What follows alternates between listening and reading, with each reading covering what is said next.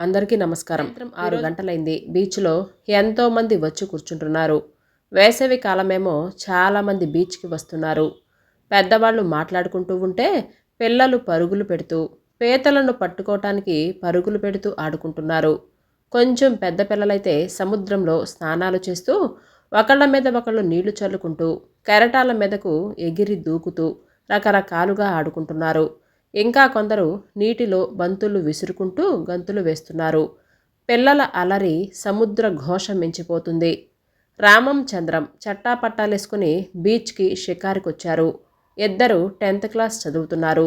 ఇద్దరికి 14 ఏళ్ల వయసు ఉంటుంది. కొద్ది నెలల మాత్రమే తేడా. ఇద్దరు మంచి తెలివైన కుర్రవాళ్ళు. క్లాసులో ఎప్పుడూ ఫస్ట్ వస్తూ ఉంటారు. క్లాస్ పాఠాలు బాగా చదవటమే కాకుండా ప్రపంచ జ్ఞానం కూడా బాగా ఉన్నవాళ్ళు. వాళ్ళిద్దరూ ఎప్పుడు ఒకరినొకరు వదిలి ఉండేవాళ్ళు కాదు. వాళ్ళ స్నేహం చూస్తుంటే మిగిలిన పిల్లలకి అసూయగా ఉండేది.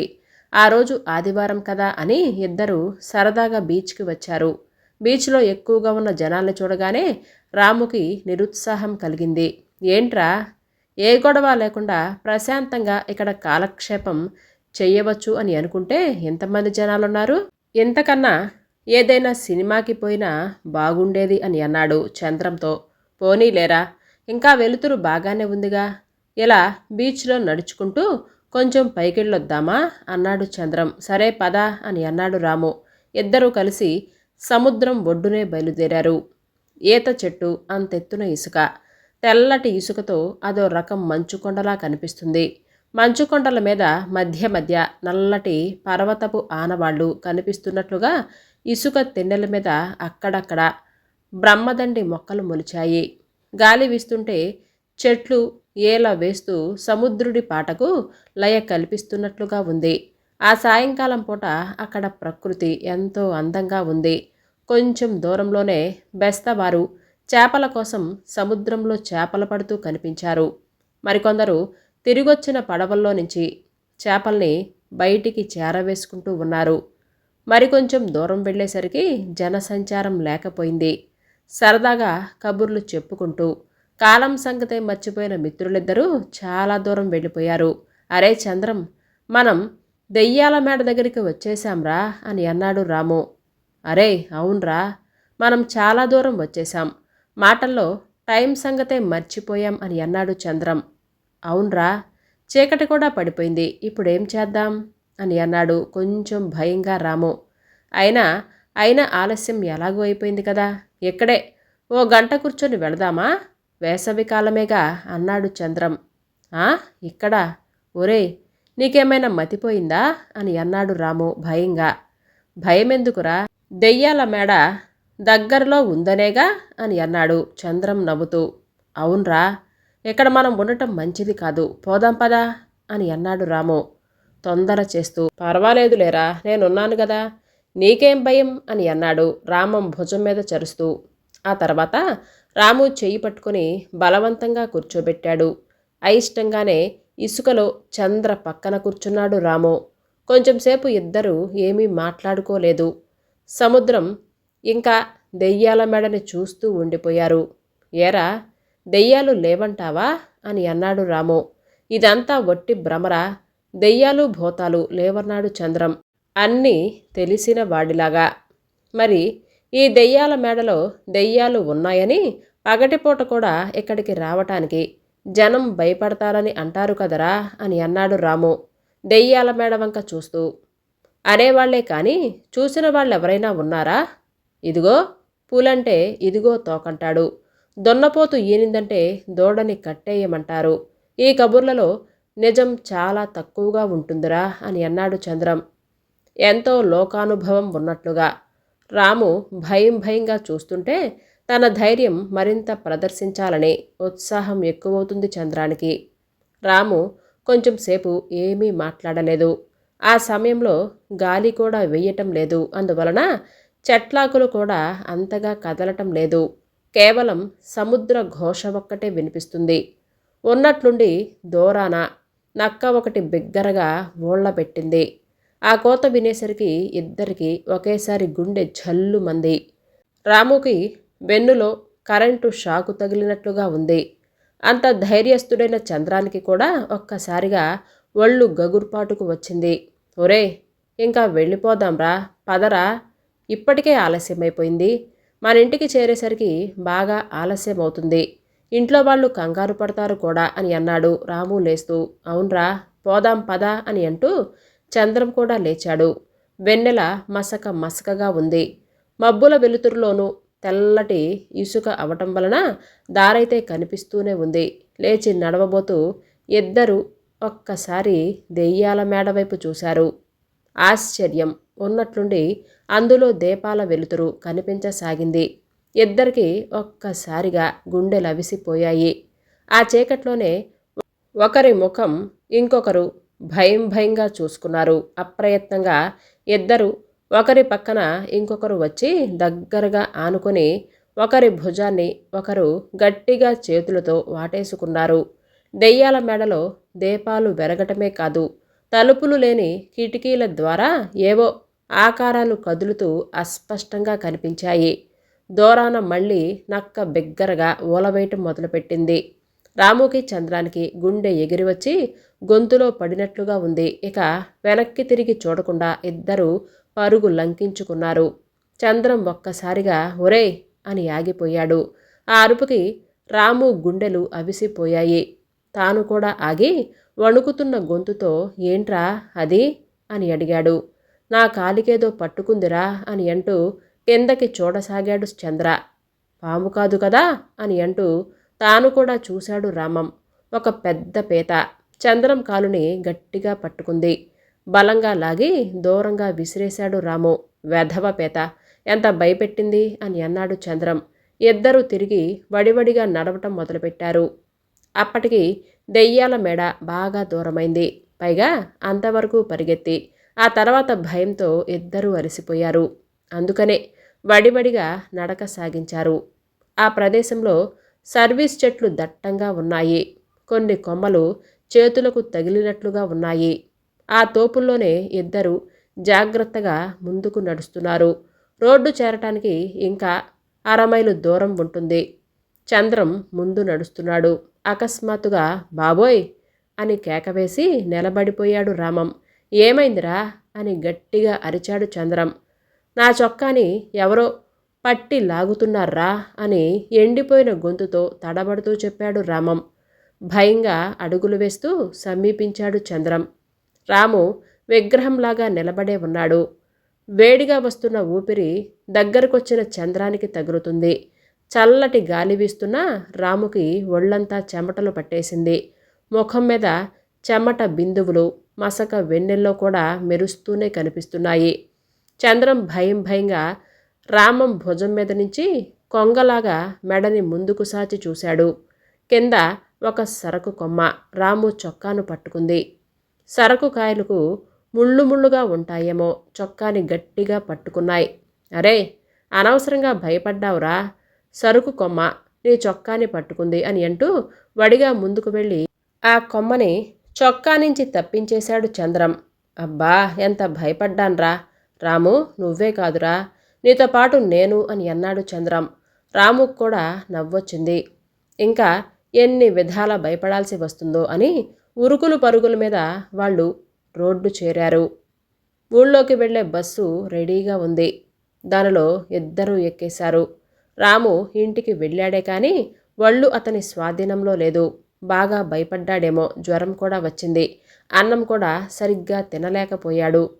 పడుకున్న చాలాసేపటి వరకు నిద్ర పట్టలేదు. ఆ రాత్రి కలత నిద్రలో దెయ్యాల మేడ గురించి కలవరింతలు, భయంతో కేకలు వేస్తూ నిద్ర లేవటం. వాడి కేకలు విని అమ్మా నాన్న ఏంట్రా, ఏం జరిగింది అని అడిగితే ఏమీ లేదులే అమ్మా, ఏదో కలొచ్చిందని చెప్పి మళ్ళీ పడుకున్నాడు. ఇంతలో తెల్లవారింది. రోజు పెందలాడే లేవటం రాముకి అలవాటు. కానీ ఆ రోజు రాము ఇంకా లేవలేదు. రాముని లేపుదామని వాళ్ళమ్మ వచ్చింది. తట్టి లేపుతుంటే ఒళ్ళు బాగా వేడిగా ఉంది. ఏమండి, ఇలా రండి అని అంటూ గట్టిగా కేకేసింది. ఏమైంది అని అంటూ వచ్చాడాయన. రామానికి బాగా జ్వరంగా ఉందండి, ఒళ్ళు పేలిపోతుంది అని అందామే. అరే, ఏది చూడండి అని అంటూ తాను కూడా రాము ఒంటి మీద చెయ్యి వేసి చూశాడు. అవునే, బాగా జ్వరం వచ్చింది అని అన్నారాయన. రాముకి మెలకువ వచ్చింది. లేచి కూర్చొని బద్ధకంగా ఒళ్ళు విరుచుకున్నాడు. బిగ్గరగా ఆవలించాడు. కళ్ళు నులుపుకున్నాడు.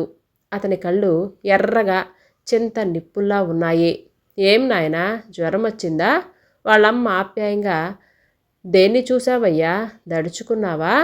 ఏంట్రా, రాత్రంతా ఒకటే కలవరింతలు అని అన్నాడు వాళ్ళ నాన్న. అవునరా, చీటికి మాటికి దెయ్యాల మెడ అని అంటూ భయపడి కేకలు వేస్తూ వచ్చావు. ఏదైనా చూసి భయపడలేదు కదా అని అంది వాళ్ళమ్మ.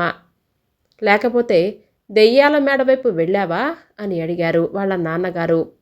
నాన్న, నిజంగా దెయ్యాలున్నాయా అని అడిగాడు రాము. అదిగో వీడటు వెళ్ళినట్లే ఉంది అని అన్నారాయన. ఏరా, నిజంగా వెళ్ళావా అని అడిగింది వాళ్ళమ్మ. అవును నాన్న, నిన్న సాయంత్రం నేను చంద్రం అటువైపు షికారికి వెళ్ళాం అని అంటూ జరిగింది చెప్పాడు. ఉన్నవాళ్ళు ఉన్నట్లుగా ఉండరు, లేనిపోనివన్నీ తెచ్చి పెడతారు. చెప్పేవాడు లేక చెడిపోయారని వెధవ వేషాలు మీరును. చీకట్లో ఎవరైనా వెళతారా? పగటిపూట కూడా వెళ్ళరు అని అంటూ అమ్మ దండకం చదవటం మొదలుపెట్టింది. ఎందుకురా అనవసరమైన వాటిలో తలదూర్చి చిక్కులు తెచ్చుకోవటం అని చిరాకు పడ్డారు వాళ్ళ నాన్నగారు. మేమిలా అవుతుందని అనుకొని వెళ్ళలేదు నాన్నగారు.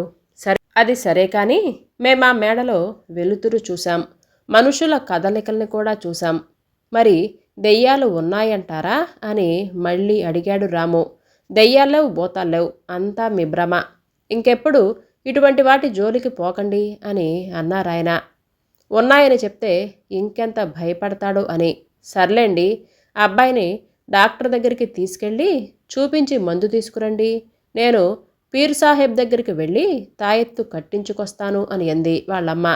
సరే, ఒరే నువ్వు లేచి ముఖం కడుక్కో అని అనగానే వెళ్ళి ముఖం కడుక్కొని వచ్చాడు. వాళ్ళమ్మ వేడివేడిగా పాలు తీసుకొచ్చింది. అవి తాగి వాళ్ళ నాన్నగారి వెంట డాక్టర్ గారి దగ్గరికి వెళ్ళాడు. డాక్టర్ గారు అతన్ని పరీక్ష చేసి ఏవేవో మందులిచ్చారు. ఆ తర్వాత రాముని వాళ్ళమ్మ పీరు సాహెబ్ దగ్గరికి తీసుకెళ్ళింది. అక్కడ తాయెత్తుల కోసం వచ్చిన వారు ఓ 10 మంది దాకా ఉన్నారు. కొందరికి నిప్పుల మీద సాంబ్రాణి గుగ్గిలం వేసి పొగవేస్తున్నారు. మరికొందరికి చుట్ట వేపమండ తిప్పుతున్నారు. ఇంకొందరికి సున్నపు నీళ్లలో ముఖం చూపుతున్నారు. తర్వాత వాళ్ళకి ఏవేవో తాయెత్తులు కడుతున్నారు. పొట్లాలిచ్చి ఏమేం చెయ్యాలో చెప్తున్నారు. ఇటువంటి దృశ్యాలు రాము ఎప్పుడూ చూడలేదు. ఇప్పుడవి చూస్తుంటే అతనికి వింతగాను భయంగాను ఉంది. కొంచెం సేపట్లో రాము వంతు వచ్చింది. వాళ్ళమ్మ పీరు సాహెబ్తో రాత్రి జరిగింది చెప్పింది. పీర్ సాహెబ్ రాముని దగ్గరికి పిలిచాడు. సున్నపు నీళ్లలో అతని ముఖం చూడమన్నాడు. ఆ తర్వాత అతని ముఖం చుట్టూ వేపమండ తిప్పాడు. ఆ తర్వాత అతని నెత్తి మీద చెయ్యి ఉంచి కళ్ళు మూసుకొని మంత్రాలు అస్పష్టంగా చదివాడు. తర్వాత చెయ్యి తీసి అరచేతి మీదుగా ఉఫ్ అని 2 సార్లు ఊదాడు. ఇప్పుడు భయం పోయిందిగా అని అడిగాడు. ఇప్పుడు ఏమీ లేదు అని అన్నాడు రాము. అబ్బాయికి గాలి తగిలింది, దడుచుకున్నాడు అని అంటూ ఒక తాయెత్తు తీసి మెడలో కట్టాడు. ఆ తర్వాత ఒక సాంబ్రాణి పొట్లమిచ్చి రోజు పొద్దున్నే రాత్రి పొగ వేయండి, జ్వరం కూడా తగ్గిపోతుంది అని అన్నాడు. రామం వాళ్ళమ్మ అలాగేనయ్యా అని చెప్పి పైసలేమి ఇమ్మంటారు బాబు అని అడిగింది. ₹2.60 ఇవ్వండి అని అన్నాడాయన. ఆయనకి డబ్బిచ్చి నమస్కారం చేసి రాముని ఇంటికి తీసుకొచ్చింది వాళ్ళమ్మ. డాక్టర్ గారి మందే పనిచేసిందో, పీర్ సాహెబ్ మంత్రమే పనిచేస్తుందో కానీ సాయంత్రం కాకుండానే రాముకి జ్వరం తగ్గిపోయింది. భయం కూడా పోయింది. మనిషి మామూలుగానే తయారయ్యాడు. చంద్రం స్వతహాగా మంచి ధైర్యం కలవాడు. ఏ విషయాన్ని చూసినా గుడ్డిగా నమ్మడు. ప్రతి విషయాన్ని తార్కికంగా ఆలోచించి దానికి సహేతుకమైన సమాధానాన్ని అన్వేషిస్తాడు. రాము స్వతహాగా కొంచెం భయస్థుడు. అయితే చంద్రం పక్కనుంటే అతని భయాన్ని అణుచుకొని ధైర్యాన్ని చిక్కబట్టుకోగలడు. ఆ దెయ్యాల మేడ దగ్గర జరిగిన సంఘటన చంద్రం మనసులో మెదులుతుంది. అప్పటి పరిస్థితుల్లో అతను కూడా భయపడి పరిగెత్తిన తాము చూసిన దానికి సహేతుకమైన సమాధానం కోసం వెతుకుతున్నాడు మనసులోనే. చంద్రం కూడా కొంత భయపడినా అతనికి ఏ జ్వరమూ రాలేదు. కాకపోతే బాగా అలసట చెందినట్లుగా అనిపించింది. రాత్రి అతనికి దెయ్యాల మేడ గురించిన ఆలోచనలు వస్తూ ఉండటం వలన నిద్ర సరిగ్గా పట్టలేదు. పట్టిన కలత నిద్రలో కలలన్నీ కూడా దెయ్యాల మేడ చుట్టూనే ఉన్నాయి. అయితే రాములాగా భయపడి నిద్రలో కేకలు వేయలేదు. కిందటి రాత్రి అలసట, ఆ పైన కలత నిద్ర వలన మర్నాడు పొద్దున్నే బాగా విశ్రాంతి తీసుకున్నాడు. మధ్యాహ్న సమయంలో చంద్రం అమ్మా నాన్న డైనింగ్ టేబుల్ దగ్గర కూర్చొని ఉన్నారు. ఏరా, సెలవులు అయిపోవస్తున్నాయి కదా, టైం అంతా వేస్ట్ చేస్తున్నావు, ఏంటి బద్ధకం ఎక్కువైంది, పొద్దునంతా నిద్రపోయావు అని అన్నారు వాళ్ళ నాన్నగారు. అవును, రాత్రి కూడా చాలా ఆలస్యంగా వచ్చాడు, ఎక్కడెక్కడో షికార్లు చేస్తున్నాడో బొత్తిగా భయం లేకపోయింది అని అంటూ వంత పాడింది. చంద్రానికి తండ్రి దగ్గర చనువెక్కువ. తల్లి పైకి సాధించినా ఆమెకి కొడుకంటే ప్రేమే. అదేమీ లేదు నాన్నగారు, కొంచెం అలసట అనిపించి రెస్ట్ తీసుకున్నాను. అది సరే కానీ నాన్నగారు, నిజంగా దెయ్యాలున్నాయా అని అడిగాడు కొంచెం నిదానంగా తండ్రి వంక చూసి. చంద్రాన్ని యగాదిగా చూశాడాయన. ఏరా, ఏంటి సంగతి, ఏదైనా దెయ్యం కనిపించిందా అని అడిగారు.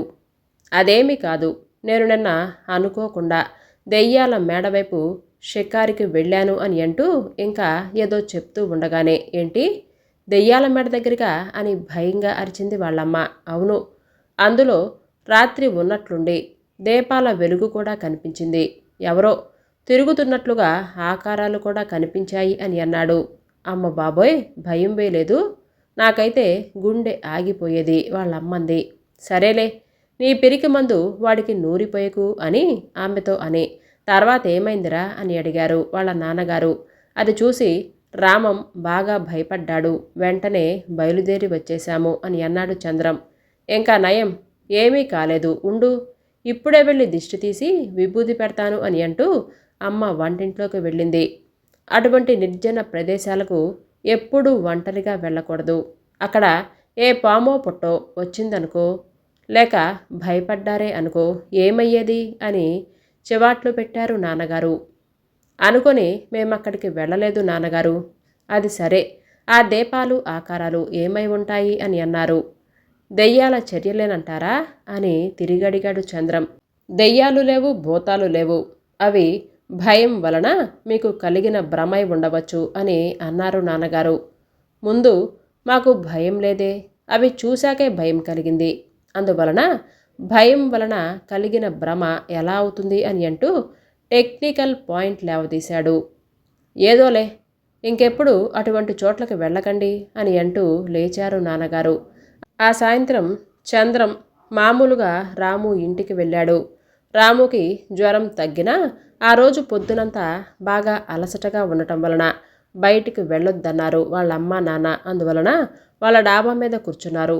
ఒరేయ్, ఎలా ఉందిరా రాత్రి ముచ్చట అని నవ్వుతూ అడిగాడు చంద్రం.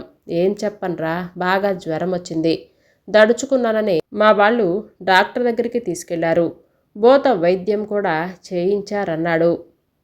అరే, బాగా భయపడ్డావన్నమాట, ఇప్పుడు ఎలా ఉందిరా అని అడిగాడు చంద్రం.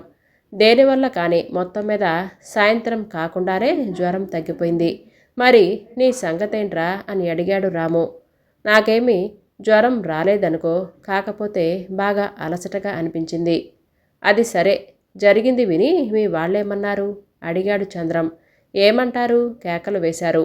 ఇంకెప్పుడు అటువంటివి చెయ్యొద్దు అని చివాట్లు పెట్టారు. మరి మీ వాళ్ళు అని అడిగాడు రాము. మా వాళ్ళు అంతే. సరే కానీ దెయ్యాల గురించి ఏమైనా అడిగావా అని అన్నాడు చంద్రం. అడిగాను, దెయ్యాలు లేవంటారు, మన భ్రమటరా అన్నాడు రాము. సరిగ్గా మా వాళ్ళు అలాగే అన్నారు. మరి భ్రమైతే ఇద్దరికి ఒకేసారి ఎలా కలిగిందిరా అనుమానం వ్యక్తం చేశాడు రాము.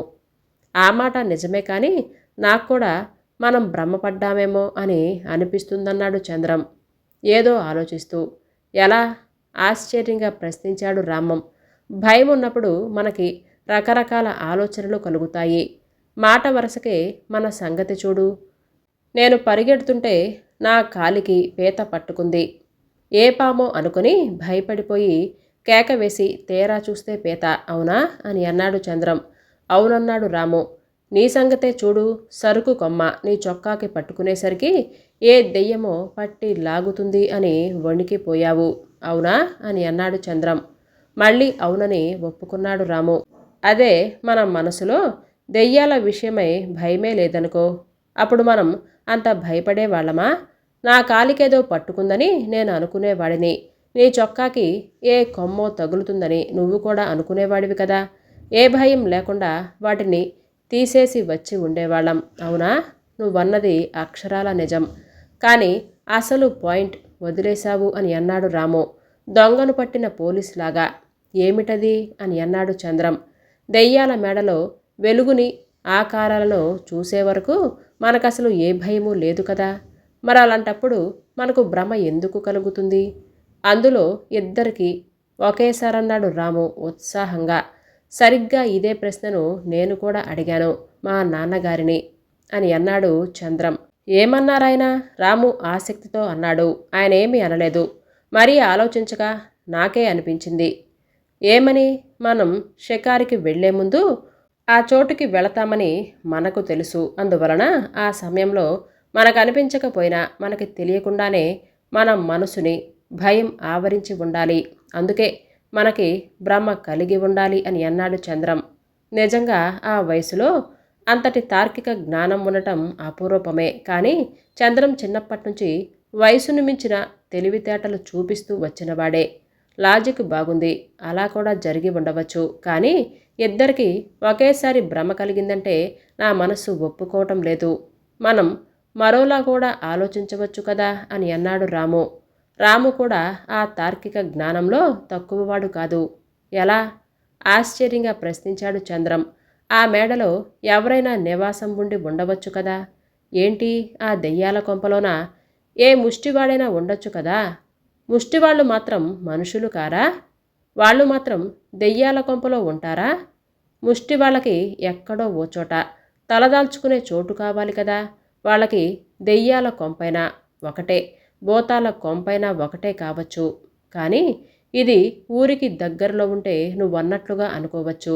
కానీ ఊరి నుంచి 7-8 మైళ్ళ దూరంలో ఉన్న ఈ కొంపలో ఎవరుంటారు అని అన్నాడు చంద్రం. అది నిజమే. మరి ఏమై ఉంటుంది అని అన్నాడు రాము. ఈసారి పగటిపూట వెళ్ళి చూసొద్దాం. సరే, మళ్ళీ అక్కడికేనా? ఏం, పగటిపూట భయమేముంటుంది అని అన్నాడు చంద్రం. సరే అన్నాడు రాము. ఆలస్యమైపోతుందని చంద్రం ఇంటికి వెళ్ళిపోయాడు. ఆ ఊరు గతించిన కాలంలో ఘనంగా బతికినట్టిది. అది సముద్ర తీరం కావటంతో ఒకప్పుడు మంచి సముద్రపు రేవుగా ఉపయోగపడుతూ వచ్చింది. నవాబుల కాలంలోనూ ఇంగ్లీష్ వాళ్ళ కాలంలోనూ ఆ ఊరికి మంచి ప్రాముఖ్యత ఉండేది. ఆ తర్వాత ఆ ఊరు తరచుగా తుఫానులకు గురవుతూ ఉండటం, ఓడలాగే చోట సముద్రం బయటపడటం వంటి కారణాల వలన ఆ ఓడరేవు మూసివేయబడింది. అంతటితో ఆ ఊరికి ప్రాముఖ్యత తగ్గిపోయింది. అప్పట్నుంచి ఆ ఊరు కేవలం పేరు గొప్ప ఊరు దెబ్బగా మిగిలిపోయింది. ఇదంతా 1 శతాబ్దం కిందటి మాట. నవాబులు ఆంధ్రదేశాన్ని పాలించే రోజుల్లో ఆ ఊరు ఒక సుభాగా ఉండేది. ఆ సుభాకి ఒక సుబేదారు ఉండేవాడు. వేసవిలో ప్రశాంతంగా చల్లటి పిల్లగాలిలో ఆనందంగా గడపవచ్చు అనే ఉద్దేశంతో ఊరికి బాగా దూరంగా సముద్రపు ఒడ్డున ఒక పెద్ద భవనం కట్టించాడు ఆ సుబేదారు. ఆ సుభాని ఏలుతున్న రోజుల్లో ఆ భవనం నిత్య కళ్యాణం, పచ్చని తోరణంగా ఉండేది. నవాబుల రాజ్యం అంతరించిపోయాక ఆ భవనం పాడుబడింది. ఊరికి బాగా దూరంగా ఉండటంతో ఆ భవనాన్ని ఎవరూ ఉపయోగించుకునేవారు కాదు. కాలక్రమంలో ఆ భవనంలోని గోడలు బేటలు వారి పడిపోసాగాయి. గోడల పగుళ్లలో నుంచి చెట్లు మొలవసాగాయి. దానెవరూ పట్టించుకోకపోవటం వలన తలుపులు, దర్వాజాలు ఎవరికందినవి వారు పీక్కొని పోయారు. కొన్నాళ్లకి తలుపులు, దర్వాజాలు పోయి గోడలు కూలి, కప్పులు రాలి, తీగలు మొక్కలు మొలిచి పడగొట్టిన భూత వైద్యుడిలాగా ఒంటరిగా సముద్రం ఒడ్డున ఉండిపోయింది. ఆ భవనం ఎప్పుడైతే ఆ భవనంలో మనుషులు నివసించటం మానేశారో ఇక ఆ భవనంలో దెయ్యాలు ఆవాసం ఏర్పరచుకోసాగాయి. అంతటితో ఆ భవనం దెయ్యాల మేడగా పేరు పొందింది. మొదట్లో అటువైపు పశువుల కాపరులు పగటిపూట పశువులను మేపటానికి వెళుతూ ఉండేవారు. తర్వాత వాళ్ళు కూడా వెళ్ళటం మానేశారు. ఆ దెయ్యాల మేడలో రకరకాల కొరివి దెయ్యాలు తిరుగుతూ ఉంటాయని, ఇంకొందరు ఏ మంత్రాలకు లొంగని భూతాలు తిరుగుతూ ఉంటాయని రకరకాల పుకార్లు లేచాయి. కొందరు ఆ దెయ్యాలను స్వయంగా చూశామని చెప్తే, మరికొందరు దెయ్యాలను చూసి హడలు చచ్చే రకాలను చూశామని చెప్పసాగారు. ఏదేమైనా సరే ఆ దెయ్యాల మేడ భయానికి పర్యాయ పదమైపోయింది. ఇది దెయ్యాల మేడ చరిత్ర. దాంట్లోనే వెలుగుని ఏవేవో ఆకారాలను చూసి భయపడ్డారు వాళ్ళిద్దరూ. అయితే అదే దెయ్యాల మేడకి పగటిపూట వెళ్ళి పరీక్షించాలి అని అనుకున్నారు రాముచంద్రం. ఆ రోజు ఆదివారం. రాముచంద్రం పొద్దున్నే భోజనాలు అయ్యాక సముద్ర స్నానాలకు వెళతామని చెప్పి బయలుదేరారు. ఆ రోజు దెయ్యాల మేడకి వెళ్ళి అక్కడ రహస్యాలు ఛేదించాలి అనే స్థిర సంకల్పంతో వాళ్ళున్నారు. ఇద్దరు సిటీ బస్ మీద బీచ్కి వెళ్ళారు. అక్కడికి చేరేసరికి మధ్యాహ్నం 12 గంటలు దాటింది. మిట్ట మధ్యాహ్నం కావటంతో సముద్రం ఒడ్డున ఎక్కువ మంది లేరు. అక్కడి నుంచి రామం చంద్రం దెయ్యాల మేడవైపు నడక సాగించారు. బీచ్ దగ్గర నుంచి మరో 3-4 మైళ్ళ దూరంలో ఉంది దెయ్యాల మేడ. దారిలో కొందరు జాలర్లు వాళ్ళని చూసి, ఏం పట్నం బాబులు ఇటు వస్తున్నారు అని అడిగారు. ఏమీ లేదు, షికారుకి బయలుదేరాము అని అన్నాడు చంద్రం. ఇటు షికారేంటి బాబు, దెయ్యాల మేడకు పోతున్నారా ఏంటి? ఆడికి పోకండి, మళ్ళీ పానాలతో ఇంటికి వెళ్ళరన్నాడు ఒక జాలరి. పట్టపగలు భయమేమిటి తాత అని అన్నాడు రాము. అట్టాగా, పట్టపగలే తిరుగుతుంటాయి దెయ్యాలన్నాడు జాలరి. అటు పోవటం లేదులే, కొంచెం దూరం వెళ్ళి తిరిగి వచ్చేస్తాం అని అన్నాడు చంద్రం. జాలర్లు వాళ్ళు దారిన వాళ్ళు వెళ్ళిపోయారు. రామం చంద్రం ముందుకు సాగిపోయారు. మరో అర్ధగంటలో వారు దెయ్యాల మేడకి చేరారు. అప్పటికే సుమారు 2 గంటలైంది. దెయ్యాల మేడకి చుట్టుపక్కల ఎక్కడ కనుచూపు మేరలో జనసంచారం అంటూ కనిపించటం లేదు. ముందా ప్రదేశాన్ని పరీక్షించి వద్దామని మిత్రులిద్దరూ ఆ మేడకి ఒక ప్రదక్షిణం చేశారు. మేడకి ముందువైపు ఒక చాలా ఎత్తైన ముఖద్వారం ఇంచుమించు ఒక తాటి చెట్టంత ఎత్తున ఉంది. దానికి 2 బలమైన చెక్క తలుపులు ఉన్నాయి. ఆ తలుపులలో కొంత భాగం శిథిలమైన చెక్క మాత్రమే ఇంకా గట్టిగా ఉంది. ఆ తలుపులను ఏనాడు మూశారో అవి 2 బిగుసుకుపోయి ఉన్నాయి. వాటి కింద భాగంలో మట్టి కూడా బాగా పేరుకుపోయి తలుపులు నేలలో పాతేసినట్లుగా అయిపోయాయి. అయితే మనుషులు వంగి దూరి వెళ్ళటానికి ఒక తలుపు, మరో చిన్న ద్వారం ఉంది. దానికున్న తలుపుని ఏనాడో ఎవరో ఎత్తుకుపోయినట్లుగా ఉన్నారు. ద్వారం ఎప్పుడూ తెరిచే ఉంటుంది. అందులో నుంచి మనుషులు పశువులు సులభంగా లోనికి పోవచ్చు, బయటికి రావచ్చు. ఆ ముఖద్వారానికి అటూ ఇటూ ఉన్న ఎత్తైన గోడలు, ఆ భవనానికి కుడి ఎడమలనున్న గోడల భాగాలు కొన్ని కూలిపోయి దెబ్బలు ఏర్పడ్డాయి. వాటి మీద దట్టంగా ముళ్ళ మొక్కలు, జిల్లేడు మొక్కలు, ఇతర మొక్కలు మొలిచాయి. భవనానికి వెనుక భాగం సముద్రానికి చాలా దగ్గరలో ఉంది. సముద్రానికి పోటొచ్చినప్పుడు అలలు దాని గోడకి తగులుతాయా అన్నంత దగ్గరలో ఉంది. ఆ వెనక వైపు కూడా మరో పెద్ద ద్వారం ఉంది. అది మాత్రం అంతగా శిథిలావస్థలో లేదు. అటువైపు గోడ కూడా ఎక్కువ పడిపోలేదు. ఆ భవనం చుట్టూ ప్రదక్షిణం చేసి తిరిగి రాము చంద్రం ముందు వైపుకు వచ్చారు. మళ్ళీ అన్ని వైపులా చూశారు. ఎవ్వరూ కనిపించలేదు. ముందు ద్వారంలోని చిన్న ద్వారం గుండా ముందు చంద్రం లోనికి ప్రవేశించాడు. అతని వెనకే రాము కూడా లోపలికి వెళ్ళాడు. లోపల అన్ని వైపులా పెద్ద కాంపౌండ్ ఉంది. దాని నిండా రకరకాల చెట్లు అడవిలాగా పెరిగాయి. ఆ అడవిలో పులులు సింహాలు లేకపోయినా పాములు మాత్రం విస్తారంగా ఉండవచ్చు అని అనిపించింది. ఆ కాంపౌండ్ మధ్యలో అసలు భవనం ఉంది. ఎత్తైన పునాది మీద కట్టారు. దాని లోపలికి ప్రవేశించడానికి విశాలమైన మెట్లు సుమారు 20 వరకు ఉన్నాయి. అవి కూడా చాలా చోట్ల శిథిలమయ్యాయి. శిథిలమైన చోట్ల నాపరాళ్ళు ఎత్తుకుపోయారు. ముఖద్వారం నుంచి అసలు భవంతి వరకు సుమారు 100 గజాలుంటుంది. ఆ దారంతా కూడా గడ్డి బాగా మొలిచి ఉంది. దానిలో దారి అస్పష్టంగా కనిపిస్తుంది. జాగ్రత్తగా ముందు వెనక పక్కలా చూసుకుంటూ ముందు చంద్రం నడుస్తుంటే వెనక రాము నడవసాగాడు. ఒకసారి ఆవరణలో కూడా అసలు భవనం చుట్టూ తిరిగి రావాలి అని అనుకున్నారు. కానీ దట్టంగా అల్లుకుపోయిన ఆ చెట్లు, పాము తేళ్ళు వంటివి ఉండవచ్చేమో అనే భయంతో ఆ ప్రయత్నం మానుకున్నారు. కేవలం అసలు భవంతి లోపలికి మాత్రమే వెళ్ళి రావాలి అని అనుకున్నారు. నెమ్మదిగా నడుచుకుంటూ మెట్లను చేరారు. మిత్రులిద్దరూ మెట్లు దాటి వరండాలోకి వెళ్ళారు. తన పై కప్పు చూస్తే కప్పులో కొంత భాగం అక్కడక్కడ కూలిపోయి కనిపించింది. ఉన్నచోట విపరీతంగా బూజు వేలాడుతూ కనిపించింది. ఆ బూజు ఎంత దట్టంగా ఉందంటే నల్లటి పాములు వేలాడుతున్నట్లుగా ఉంది. వరండా దాటితే లోపల పెద్ద హాలు ఉంది. ఆ హాలు లోపల గోడలకి సున్నం పెళ్ళులు చాలా చోట్ల ఊడిపోయి ఉన్నాయి. నేలంతా మట్టి కొట్టుకొని ఉంది. అక్కడ మట్టి పేరుకొని ఉంది. మెత్తగా మైదా పిండిలా చేరింది. కొంచెం ముందుకు వెళ్ళేసరికి చంద్రం, ఒరే రామం ఇటు చూడు అని గట్టిగా అన్నాడు. ఏంట్రా అది అంటూ దగ్గరికెళ్ళాడు రాము.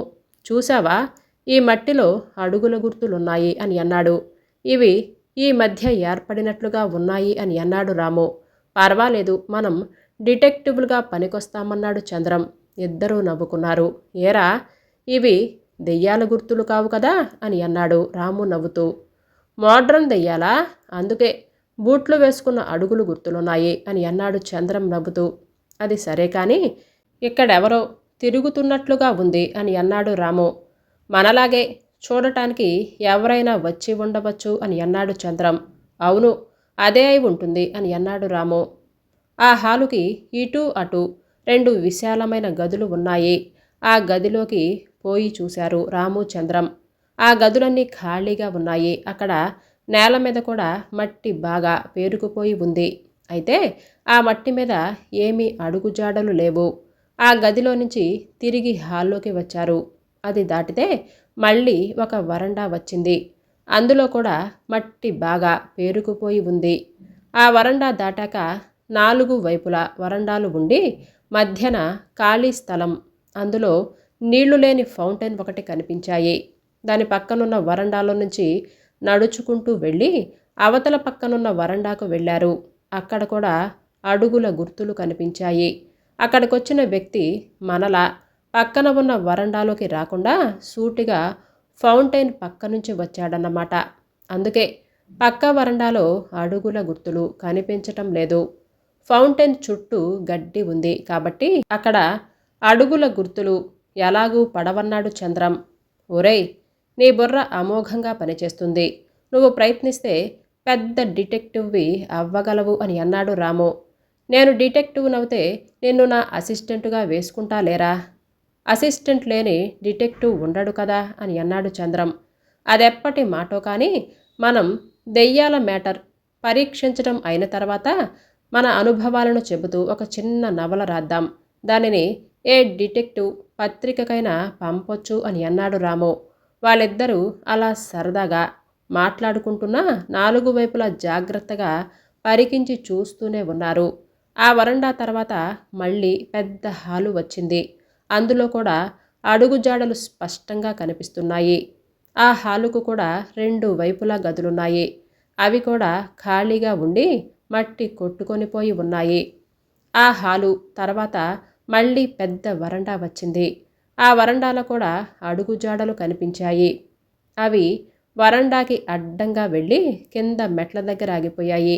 ఆ వరండాకి అటు ఇటు 2 పొడవాటి గదిలో వాటి మధ్య పూర్తిగా ఖాళీ స్థలమైతే ఆ ఖాళీ స్థలంలో గడ్డి పెరిగింది. అక్కడి నుంచి భవనం యొక్క వెనక కూడా చాలా దగ్గరగా ఉంది.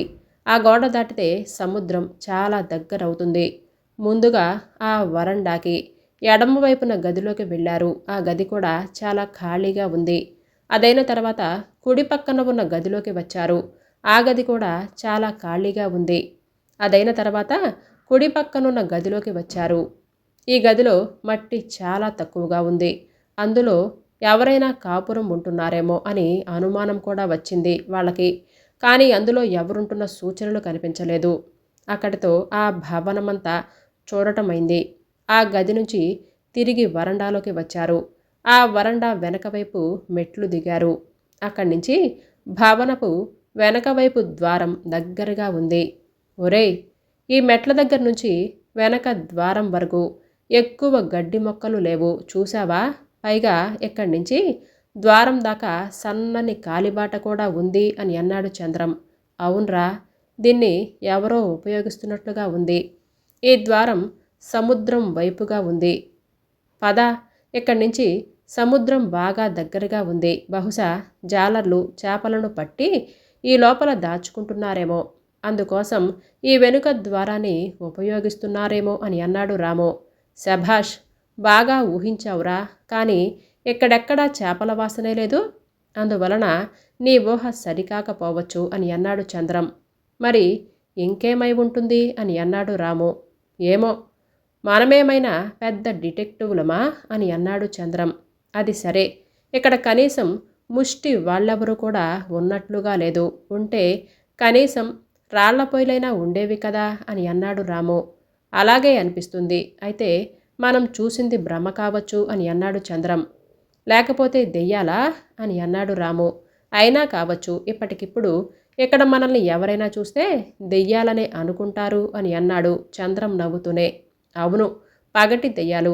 అది సరే, ఇక్కడ మనకేమీ కనిపించట్లేదు కదా, ఇప్పుడేం చేద్దాం అని అన్నాడు. ఇంకేం చేస్తాం, తిరిగి వెళ్ళిపోదాం. అయితే మరొక్కసారి ఆ మూల శుభ్రంగా ఉన్న గదిని చూసి వెళదాం అని అంటూ దారి తీశాడు చంద్రం. అతన్ని మౌనంగా అనుసరించాడు రాము. తిరిగి వాళ్ళిద్దరూ ఆ గదిలోకి ప్రవేశించారు.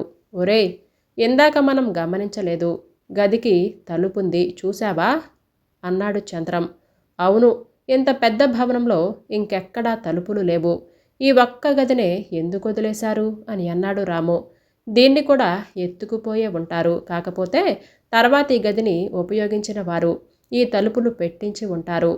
వాళ్ళిప్పుడు ఉపయోగిస్తున్నారో లేదో, కొద్ది రోజుల కిందట వరకు ఉపయోగించారు. అందుకనే దీన్నింకా ఎవరూ ఎత్తుకుపోలేదు అని అన్నాడు చంద్రం.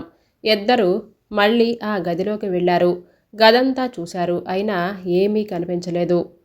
తలుపు వెనకాల ఏమైనా ఉందేమో చూద్దామని ఉద్దేశంతో తలుపు మూశాడు చంద్రం. ఓరగా గదిలో చీకటి అలుముకుంది. ఒకరి దేహం ఇంకొకరికి అస్పష్టంగా కనిపిస్తుంది. ఉన్నట్లుండి రాము భయంతో కొయ్యబారిపోయాడు. నోటంట మాట రాలేదు. అప్రయత్నం మీద చంద్రం భుజం మీద చెయ్యి వేసి కుదిపి అతని వెనుకగా చూడమని సైగ చేశాడు చంద్రం. వెనుతిరిగి చూశాడు. అతను కూడా భయంతో కొయ్యబారిపోయాడు. వాళ్ళ వెనక గోడ మీద ఒక భయంకరమైన దృశ్యం ఉంది. ఆ గోడపై ఒక భయంకరమైన అస్థిపంజరం వాళ్ళ వంక చూస్తూ నవ్వుతుంది.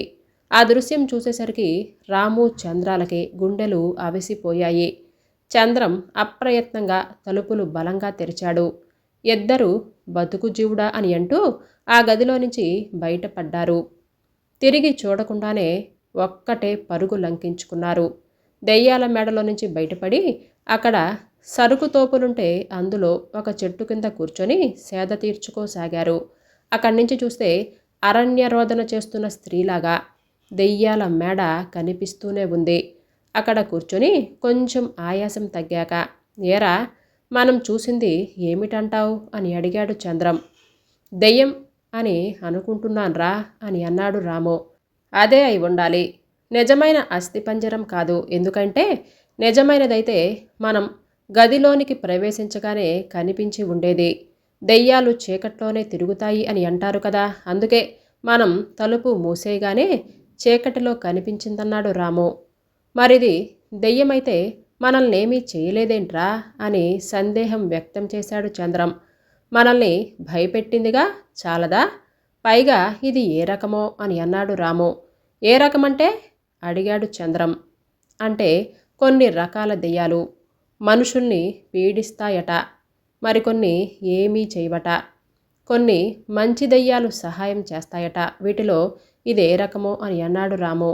బహుశా మధ్య రకమై ఉంటుంది. అందుకే మనల్ని భయపెట్టింది, కానీ ఏమీ చెయ్యలేదు అని అన్నారు చంద్రం. అది సరే, దెయ్యాలకి కాళ్ళు వెనక్కి తిరిగి ఉంటాయంటారు. మరి దీనికి అసలు కాళ్లే లేవు కదరా అని అన్నాడు. కాళ్ళేమిటి, అసలు కాళ్లే లేవు, కేవలం అస్థి పంజరం. ఇదే తిండి లేని దెయ్యం కాబోలు అని అన్నాడు. సరే, ఇప్పుడు ఈ విషయం ఇంట్లో చెబుదామంటావా అని సందేహం వెలిబుచ్చాడు రాము. ఇంట్లో చెప్పటమే ఇంకేమైనా ఉందా? వీపు విమానమోత మోగుతుంది అని అన్నాడు చంద్రం. మరేం చేద్దామంటావు? చూసిన వింతలు ఎవరికీ చెప్పకుండా ఉండటమే మంచిదన్నాడు రాము. ఒక పని చేద్దాం. ఏమిటది? మన ఊళ్ళో భూషణం గారున్నారు కదా. ఎవరు? డిటెక్టివ్ గారా? అవును. ఆయనకి ఈ విషయం చెబుదాం. పిల్లలం వెళ్ళి విషయం చెప్తే ఆయన మన మాటలకు లెక్క చేస్తారా? తప్పక వింటాడు. నిజమైన డిటెక్టివ్ ప్రతి చిన్న విషయాన్ని శ్రద్ధగా వింటారు. పైగా మనం మాత్రం తక్కువ పరిశోధన చేశామా? మనం చేసిందంతా వింటే ఆయన ఎంతో సంతోషిస్తారు అని అన్నాడు చంద్రం. పోనీ ఒకవేళ పోలీసులకు చెప్తే అని అన్నాడు రాము. సరేలే, కొరివితో తలగోక్కున్నట్లే. అసలు మీరక్కడికి ఎందుకు వెళ్ళారు? ఎవరు పంపించారు? నిజం చెప్పండి అని అంటూ ఓ 1,00,000 ప్రశ్నలు వేసి అదరగొడతారు. మనం మాత్రం భూషణ్ గారికే చెబుదాం. అన్ని విషయాలు ఆయనే చూసుకుంటారు అని అన్నాడు చంద్రం. అసలు ఆయనకు మాత్రం చెప్పటం ఎందుకు? మనకేమీ తెలియనట్లుగా ఊరుకుంటే పోలా? లేనిపోని గొడవలు మనకెందుకు అని అన్నాడు రాము. ఊరుకోవచ్చు, కానీ ఎందుకు ఊరుకోవాలి? అక్కడ స్పష్టంగా ఎవరివో అడుగులు కనపడుతున్నాయి. ఆ మూలగదిని ఎవరో ఉపయోగిస్తున్నట్లుగా ఉంది. అందులో విచిత్రమైన అస్థిపంజరం కూడా మనకి కనిపించింది కదా. వీటన్నింటినీ మించి మొదట్లోనే మనమక్కడ రాత్రిపూట వెలుగులు ఆకారాలు చూశాం. ఇవన్నీ చూస్తే ఇందులో ఏదో రహస్యం ఉందని కనిపించటం లేదా అని అడిగాడు చంద్రం. అవును, ఏదో పరమ రహస్యం ఉండే ఉండాలన్నాడు. అందుకే భూషణం గారికి చెబుదాం. రహస్యాలను ఛేదించటం అంటే డిటెక్టివ్లకు ఎంతో సరదా అన్నాడు చంద్రం. మరెప్పుడంటావు? ఎప్పుడు దాకా ఎందుకు? ఇప్పుడే వెళ్ళి చెబుదాం. ఇవాళ ఆదివారం కదా, బహుశా ఆయన ఇంట్లోనే ఉండవచ్చు. సాయంత్రం అయితే ఎక్కడికైనా వెళ్ళవచ్చు. అయితే పోదాం పద అని అంటూ లేచాడు రాము. పద అంటూ చంద్రం కూడా లేచాడు. ఇద్దరు త్వరగా నడుస్తూ ఇంటి దారిని పట్టారు. కొంచెం దూరం వెళ్ళాక ఇందాక కనిపించిన బెస్తవాళ్ళు కనిపించారు. ఏంటి బాబు, నువ్వు భయపడినట్లుగా ఉన్నావు? దెయ్యాల మేడకాడికి వెళ్ళారా ఏంటి అని అన్నాడు ఇందాకటి జాలరి. అబ్బే పోలేదు అని అన్నాడు చంద్రం. మంచి పని చేశారు. ఆడికి పోయుంటే తిరిగి వచ్చి ఉండేవాళ్ళు కాదు. ఇంకెప్పుడు ఇటు రాకండి అని వెళ్ళిపోయాడు. వాళ్ళు వెళ్ళిపోయాక ఏంట్రా ఈ బెస్తవాళ్ళు పదే పదే దెయ్యాల మేడ గురించి అడుగుతున్నారు అని అన్నాడు రాము. అదేరా, నాకు కూడా అర్థం కావటం లేదు అని అన్నాడు చంద్రం. ఇదంతా మన మీద జాలేనంటావా అడిగాడు రాము. అయినా అవ్వచ్చు. పల్లెవాళ్ళు అమాయకులు, అందరి మంచి చెడు విచారిస్తూ ఉంటారు అని అన్నాడు చంద్రం. మరికొంచెం సేపట్లో బస్టాండ్కి చేరుకున్నారిద్దరు, రామం చంద్రం. డిటెక్టివ్ భూషణం గారింటికి వెళ్ళేసరికి 4:30 అయింది. భూషణం గారు అప్పుడే కాఫీ పలహారాలు ముగించుకొనొచ్చి తీరికగా పేపర్ చదువుకుంటున్నారు. అదృష్టవశాత్తు ఆ సమయంలో ఆయన ఒక్కరే ఉన్నారు. చిన్న గేటు తీసుకొని రాము చంద్రం లోనికి అడుగుపెట్టేసరికి బవ్వుమంటూ కుక్క పరిగెత్తుకుంటూ వచ్చింది.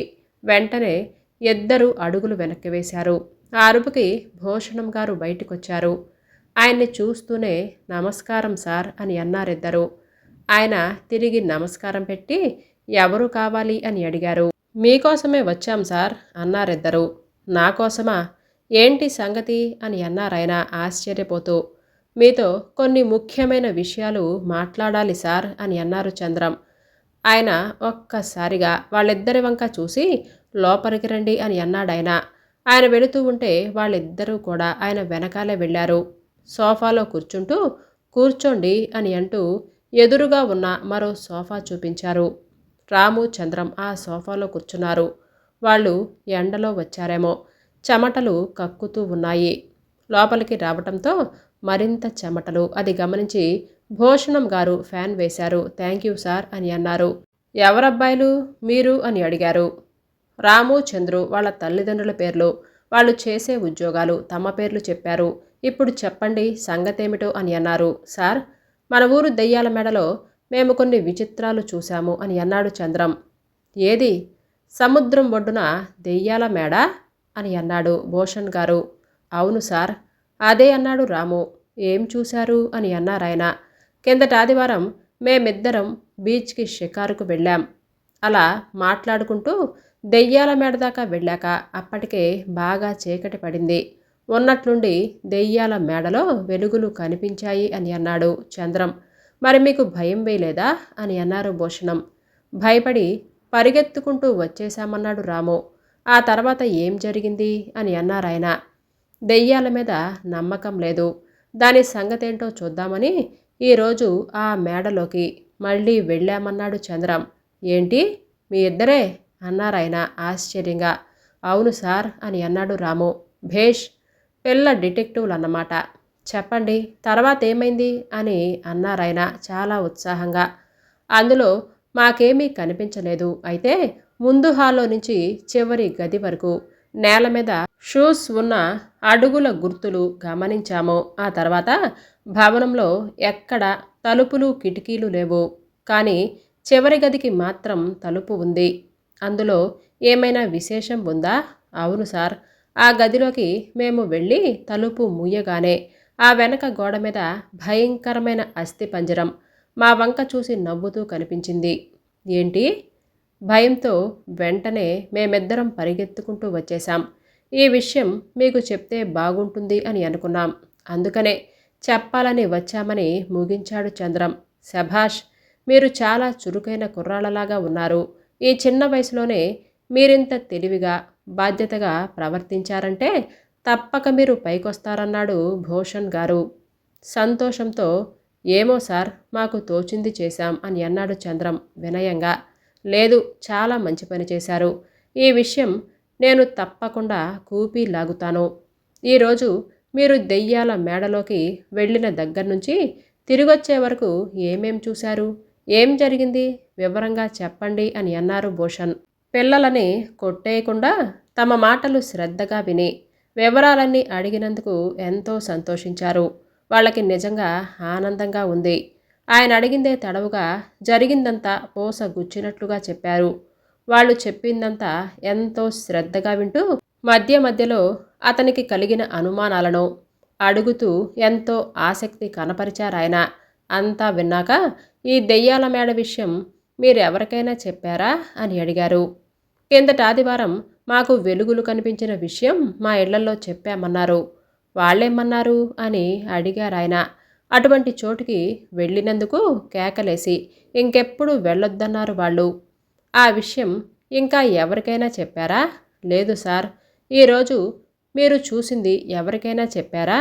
లేదు సార్, తిన్నగా ఎక్కడికే వచ్చాము. మంచి పని చేశారు. ఈ విషయం ఇంకెవరికీ చెప్పకండి. ఇవాళ జరిగిందే కాదు, ఆదివారం నాటి విషయం కూడా ఎవ్వరికీ చెప్పకండి. అసలు ఆ దెయ్యాల మేడ సంగతి ఎవరి దగ్గర ఎత్తకండి. ఇది చాలా అవసరం. అలాగే సార్.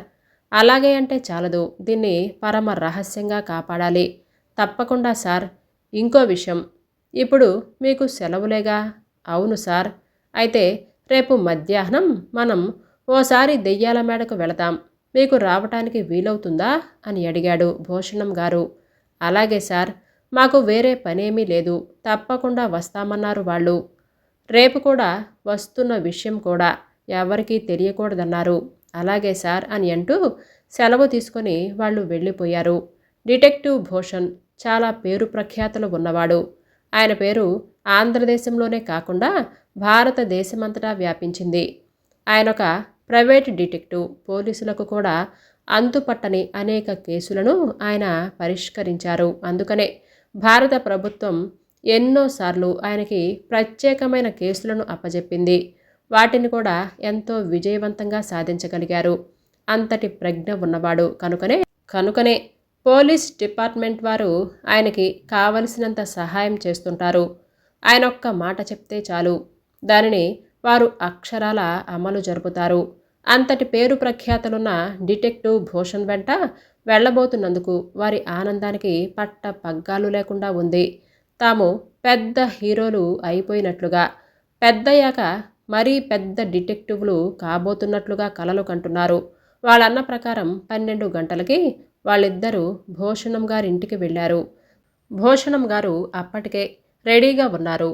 వీళ్ళిద్దరూ రాగానే వాళ్ళకి ఐస్ క్రీమ్ ఇచ్చారు. వాళ్ళది తిన్నాక, చూడండి, మీరిద్దరూ తిన్నగా బస్ మీద వెళ్ళి బీచ్ వద్ద వెయిట్ చేస్తూ ఉండండి. నేను కారు తీసుకొని వచ్చి బీచ్ దగ్గర మిమ్మల్ని కలుసుకుంటాను. మనం కలిసి వెడుతున్నట్లు ఎవ్వరికీ తెలియకూడదు. అందువలన ఇలా చేద్దాం. మీకు బస్సు దొరికితే బస్సులో వచ్చేయండి. బస్సు ఆలస్యమైనట్లుగా ఉంటే ఆటోలో వచ్చేయండి అని అంటూ వద్దంటున్నా వినకుండా 10 రూపాయల నోటు చంద్రం చేతిలో పెట్టాడు. చంద్రం బస్టాప్ దగ్గర ఒక పావుగంట చూశారు. మధ్యాహ్నమేమో బస్సులు ఫ్రీక్వెన్సీ తక్కువగా ఉన్నట్లుంది. ఏ బస్సు రాలేదు. అందువలన ఆటోలో బీచ్కి వెళ్ళారు. మరొక అరగంటలో భూషణ్ గారు వచ్చి వాళ్ళని కలుసుకున్నారు. చూడండి, మనుషులు కనుమరుగయ్యేదాకా మనం కలిసి వెళుతున్నట్లుగా ఉండకూడదు. అందువలన మీరు ముందు వెళ్ళి నడుస్తూ ఉండండి. వెనకాలే వచ్చి మిమ్మల్ని కలుసుకుంటాను అని అన్నారాయన. సరే అలాగేనండి అని రామం చంద్రం ముందుగా వెళ్ళి సముద్రం తీరం వెంబడి నడవసాగారు. వాళ్ళు వెళ్ళిన ఓ 10 నిమిషాలకు అదే మార్గాన వెళ్ళసాగాడాయన. నల్లటి కోటు వేసుకొని తలపైన పెద్ద హ్యాట్ పెట్టుకొని అది నుదుటిన కొంతమేర కప్పేటట్లుగా ఉంచుకున్నారు. కంటికి నల్ల గాగుల్స్ పెట్టుకున్నారు. కాళ్ళకి నల్లటి బూట్లు వేసుకున్నారు. చేతిలో సన్న కర్ర పట్టుకున్నారు. ఆయన యథాలాభంగా చూసిన వారు ఎవరైనా సరే ఆయన్ని గుర్తించలేనట్లుగా వేషం వేసుకున్నారాయన. ఆ రోజు సెలవు దినం కాకపోవటం, అది మధ్యాహ్న సమయం కావటం వలన బీచ్ దగ్గర జనసంచారం ఎక్కువగా లేదు. ఇంచుమించు లేదనే చెప్పచ్చు. జనసంచారం పూర్తిగా కనుమరుగయ్యాక భూషణ్ గారు త్వరగా నడిచి వెళ్ళి రామం చంద్రాలను కలుసుకున్నాడు. కొంచెం దూరం వెళ్ళేసరికి మళ్ళీ ఇంతకుముందు కనిపించిన జాలర్లు సముద్రానికి వెళుతూ కనిపించారు. అందులో పాతవాడు మళ్ళీ, ఏం బాబులు మళ్ళీ వస్తున్నారు అని అడిగారు వాళ్ళ వంక యగాదిగా చూస్తూ. ఏమీ లేదు, మా పాఠం కోసం కొన్ని సముద్రపు మొక్కలు కావలసి వచ్చాము. వాటిని చూపించడానికి మా సారు కూడా వచ్చారు అని అన్నాడు చంద్రం తెలివిగా. అంతేనా? దెయ్యాల మేడకాడికి పోతున్నారేమో అనుకున్నా అని అన్నాడు ఆ జాలరి.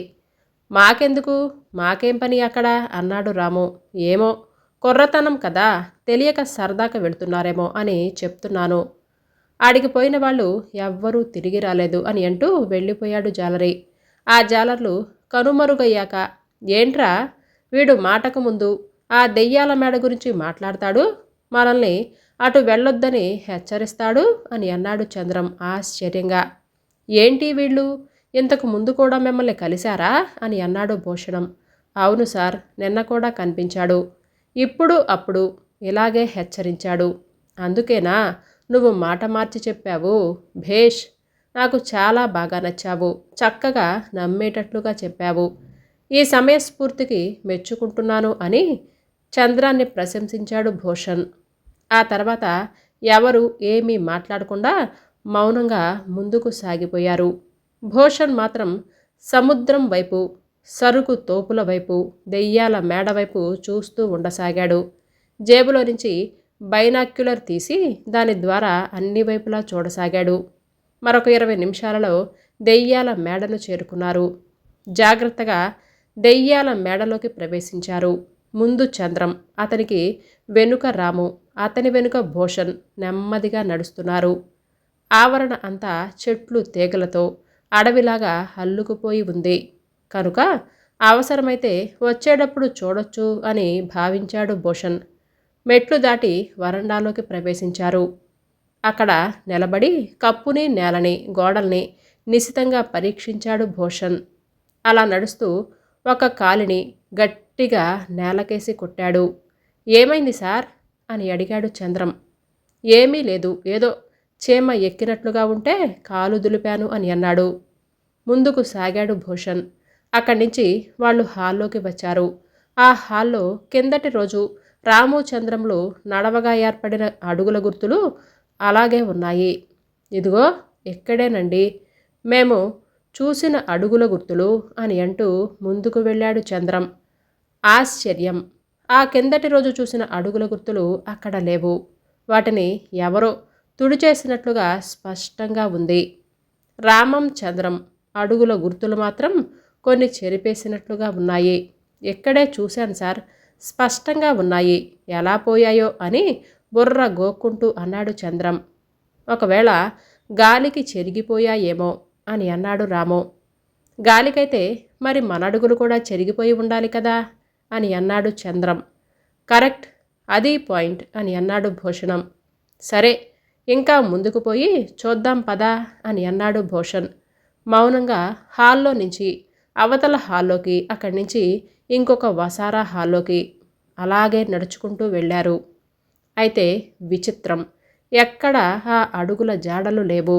అది చూసిన చంద్రం, రాము ఒక్కసారిగా నిర్ఘాంతపోయారు. ఎక్కడయ్యా నువ్వన్న అడుగుల గుర్తులు అని అన్నాడు భూషణ్ నవ్వుతూ. అదే సార్, మాకు అర్థం కావటం లేదు. నిన్న ఉన్నాయి అని అన్నాడు చంద్రం. నిజం సార్, మేము అబద్ధం చెప్పటం లేదు. నిన్న ఆ గుర్తులు స్పష్టంగా చూశాము అని అన్నాడు రాము. నాకిప్పుడు అర్థమవుతుంది అని అన్నాడు. ఆయన ఏం చెప్తాడో అని ఆతృతగా ఎదురు చూడసాగారు వాళ్ళిద్దరూ. మీరు వెళ్ళిన తర్వాత అడుగులు వేసిన వ్యక్తి ఇక్కడికి మళ్ళీ వచ్చాడు. ఎప్పుడైతే మీ అడుగులు చూశాడో ఇక్కడికి ఎవరో అనుమానించి వచ్చారు అని అతను ఊహించాడు. తన అడుగులు ఉంటే ప్రమాదమని భావించి వాటిని జాగ్రత్తగా తుడిచేశాడు. దీనిని బట్టి ఇక్కడ దెయ్యాల నాటకం కంటే మనుషుల నాటకమే ఏదో ఉన్నట్లుగా అనిపిస్తుంది అని అన్నాడు. అవును సార్, అదే జరుగుతుంది అని అన్నాడు చంద్రం సంతోషంతో.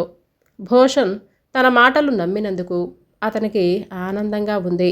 సరే, అలా వెనక వైపు చూసొద్దాం రండి అని అంటూ ముందుకు దారి తీశాడు భూషణ్. వాళ్ళు ముగ్గురు మెట్లు దిగి దొడ్డి ద్వారం దగ్గరికి వెళ్ళారు. ఆ ద్వారం తీస్తే తేలికగానే వచ్చి తలుపు తెరుచుకుంది. ఒక తలుపును ఓరగా తెరిచి వాళ్ళు ముగ్గురు బయటికి వెళ్ళారు. అక్కడి నుంచి సముద్రం బాగా దగ్గరగా ఉంది. సముద్రం దగ్గర నుంచి ఆ ద్వారం వరకు ఉన్న నేల తడిగా ఉంది. ఉన్నట్లుండి చంద్రం, సార్, అదిగో ఆ అడుగుల గుర్తు, సరిగ్గా ఇటువంటివే నిన్న మేము భవనం లోపల చూసింది అని అన్నాడు కొంచెం గట్టిగా. ష్ అని ముక్కు మీద వేలేసుకుని శబ్దం చెయ్యొద్దు అని అన్నట్లుగా సైగ చేశాడు భూషణ్. ముగ్గురు అడుగుల గుర్తు దగ్గరికి వెళ్ళారు. నేల తడిగా ఉందేమో, గుర్తులు స్పష్టంగా కనిపిస్తున్నాయి. అవి సముద్రం వైపు నుంచి ద్వారం వరకు నడిచి వచ్చినట్లుగా ఉన్నాయి. అడుగుల గుర్తులను జాగ్రత్తగా పరిశీలించాడు భూషణ్. జేబులో నుంచి బైనాక్యులర్ తీసి సముద్రం వైపు, భవనం వైపు అన్ని వైపులా జాగ్రత్తగా చూశాడు. తర్వాత తిరిగి ముగ్గురు లోపలికి వచ్చారు. ద్వారాన్ని మూసి తలుపు గడియ పెట్టారు. యథాప్రకారంగా అక్కడి నుంచి తిరిగి వరండా వైపు వస్తుంటే గడ్డిలో ఒక చిన్న ప్లాస్టిక్ తాడు కనిపించింది. దాన్ని తీసి కోటు జేబులో వేసుకున్నాడు భూషణ్. అక్కడి నుంచి ముగ్గురు మెల్లగా వెనక వరండాలోకి వచ్చారు. అక్కడి నుంచి 3వ గదికి వెళ్ళారు. ఆ గదిని గురించే రాము చంద్రం చెప్పింది. ఆ గది దగ్గరికి వెడుతుంటే భూషణ్ చేతిలోని కర్ర కిందకి పడిపోయింది. దాన్ని పట్టుకుంటే మరోసారి పడిపోయింది. రాము ఆ కర్రను తీసి భూషణానికి ఇచ్చాడు. అక్కడి నుంచి తిన్నగా ఆ గది దగ్గరికి వెళ్ళారు. ఆ గది తలుపు తెరిచే ఉంది. భూషణ్ ఆ గదిలోకి అడుగుపెట్టాడు భయంగా. ఆయన వెనకాలే అడుగు పెట్టారు రామం చంద్రం. అదిగో అక్కడే సార్, మాకు ఆ భయంకరమైన అస్థిపంజరం కనిపించింది అని కనిపించిన గోడ చూపించాడు చంద్రం. గదినంతా పరకాయించి చూశాడు భూషణ్. నేలని గోడల్ని కర్రతో కొట్టి చేతితో తట్టి తడిమి చూశారు. ఆ తర్వాత తలుపు వంక చూశాడు. అది ఒంటి రెక్క తలుపు. దాని ముందు వైపు నుంచి వెనక వైపు నుంచి కూడా గొళ్ళాలు ఉన్నాయి. ఆ తలుపును చూస్తే అది భవనం కట్టినప్పుడు పెట్టించింది కాదు అని కొద్ది కాలం కిందట పెట్టించినట్లుగా స్పష్టంగా తెలుస్తుంది. గదినంతా నిశితంగా పరిశీలించిన తర్వాత ఓరగా మూశాడు. గదంతా ఇంచుమించు చీకటి మయమైంది. వెంటనే గోడ ఉన్నట్లు కనిపించిన అస్థిపంజరం తిరిగి దర్శనమిచ్చింది. వాళ్ళ వంక చూసి నవ్వుతున్నట్లుగా ఉంది ఆ అస్థిపంజరం. భూషణ్ జేబులో నుంచి టార్చ్ లైట్ తీసి దాని మీద వేశాడు. వెంటనే ఆకారం బాగా పాలిపోయింది. ఆయన ఆ టార్చ్ లైట్ని ఆకారానికి బాగా దగ్గరగా తీసుకెళ్లాడు. దాని ఆకారం పూర్తిగా అదృశ్యమైంది. భూషణ్ టార్చ్ని ఆర్పాడు. ఆకారం వెంటనే మళ్ళీ ప్రత్యక్షమైంది. టార్చిని తీసేసి కొంచెం ఆకారం దగ్గరికి వెళ్ళాడు. వేలితో ఆకారం కాలిభాగం మీద రుద్దాడు. ఆశ్చర్యం, రుద్దినంత మేర ఆకారం చెరిగిపోయింది. అరే, అది గోడ మీద వేసిన బొమ్మ అని ఆశ్చర్యపోయాడు రాము. అరే, ఇదంత భయపెట్టిందన్నాడు చంద్రం. వీరిని గీసినవాడు చూసినవాడు భయపడాలని గీశారన్నారు భూషణ్. అరే, ఇటువంటి దుర్బుద్ధి ఎవరికి పుట్టిందో అని అన్నాడు రాము. ఇంకొకళ్ళని భయపెడితే వాళ్ళకేంటి లాభం అని అన్నాడు చంద్రం. ఎవరు గీశారో ఎందుకు గీశారో అన్నీ తెలుస్తాయి అని అన్నాడు భూషణం. అది సరే సార్, ఇది చాలా విచిత్రంగా ఉందే. లైట్ వేస్తే బొమ్మ కనిపించదు, చీకటైతే ఆకారం వస్తుంది అని అన్నాడు రాము. దీనిని ఫ్లోరెసెన్స్ అంటారు. దీన్ని రేడియం వంటి కొన్ని ధాతువులు లవణాలు కాంతిని ప్రసారం చేస్తాయి. ఆ కాంతి చీకట్లో కనిపిస్తుంది.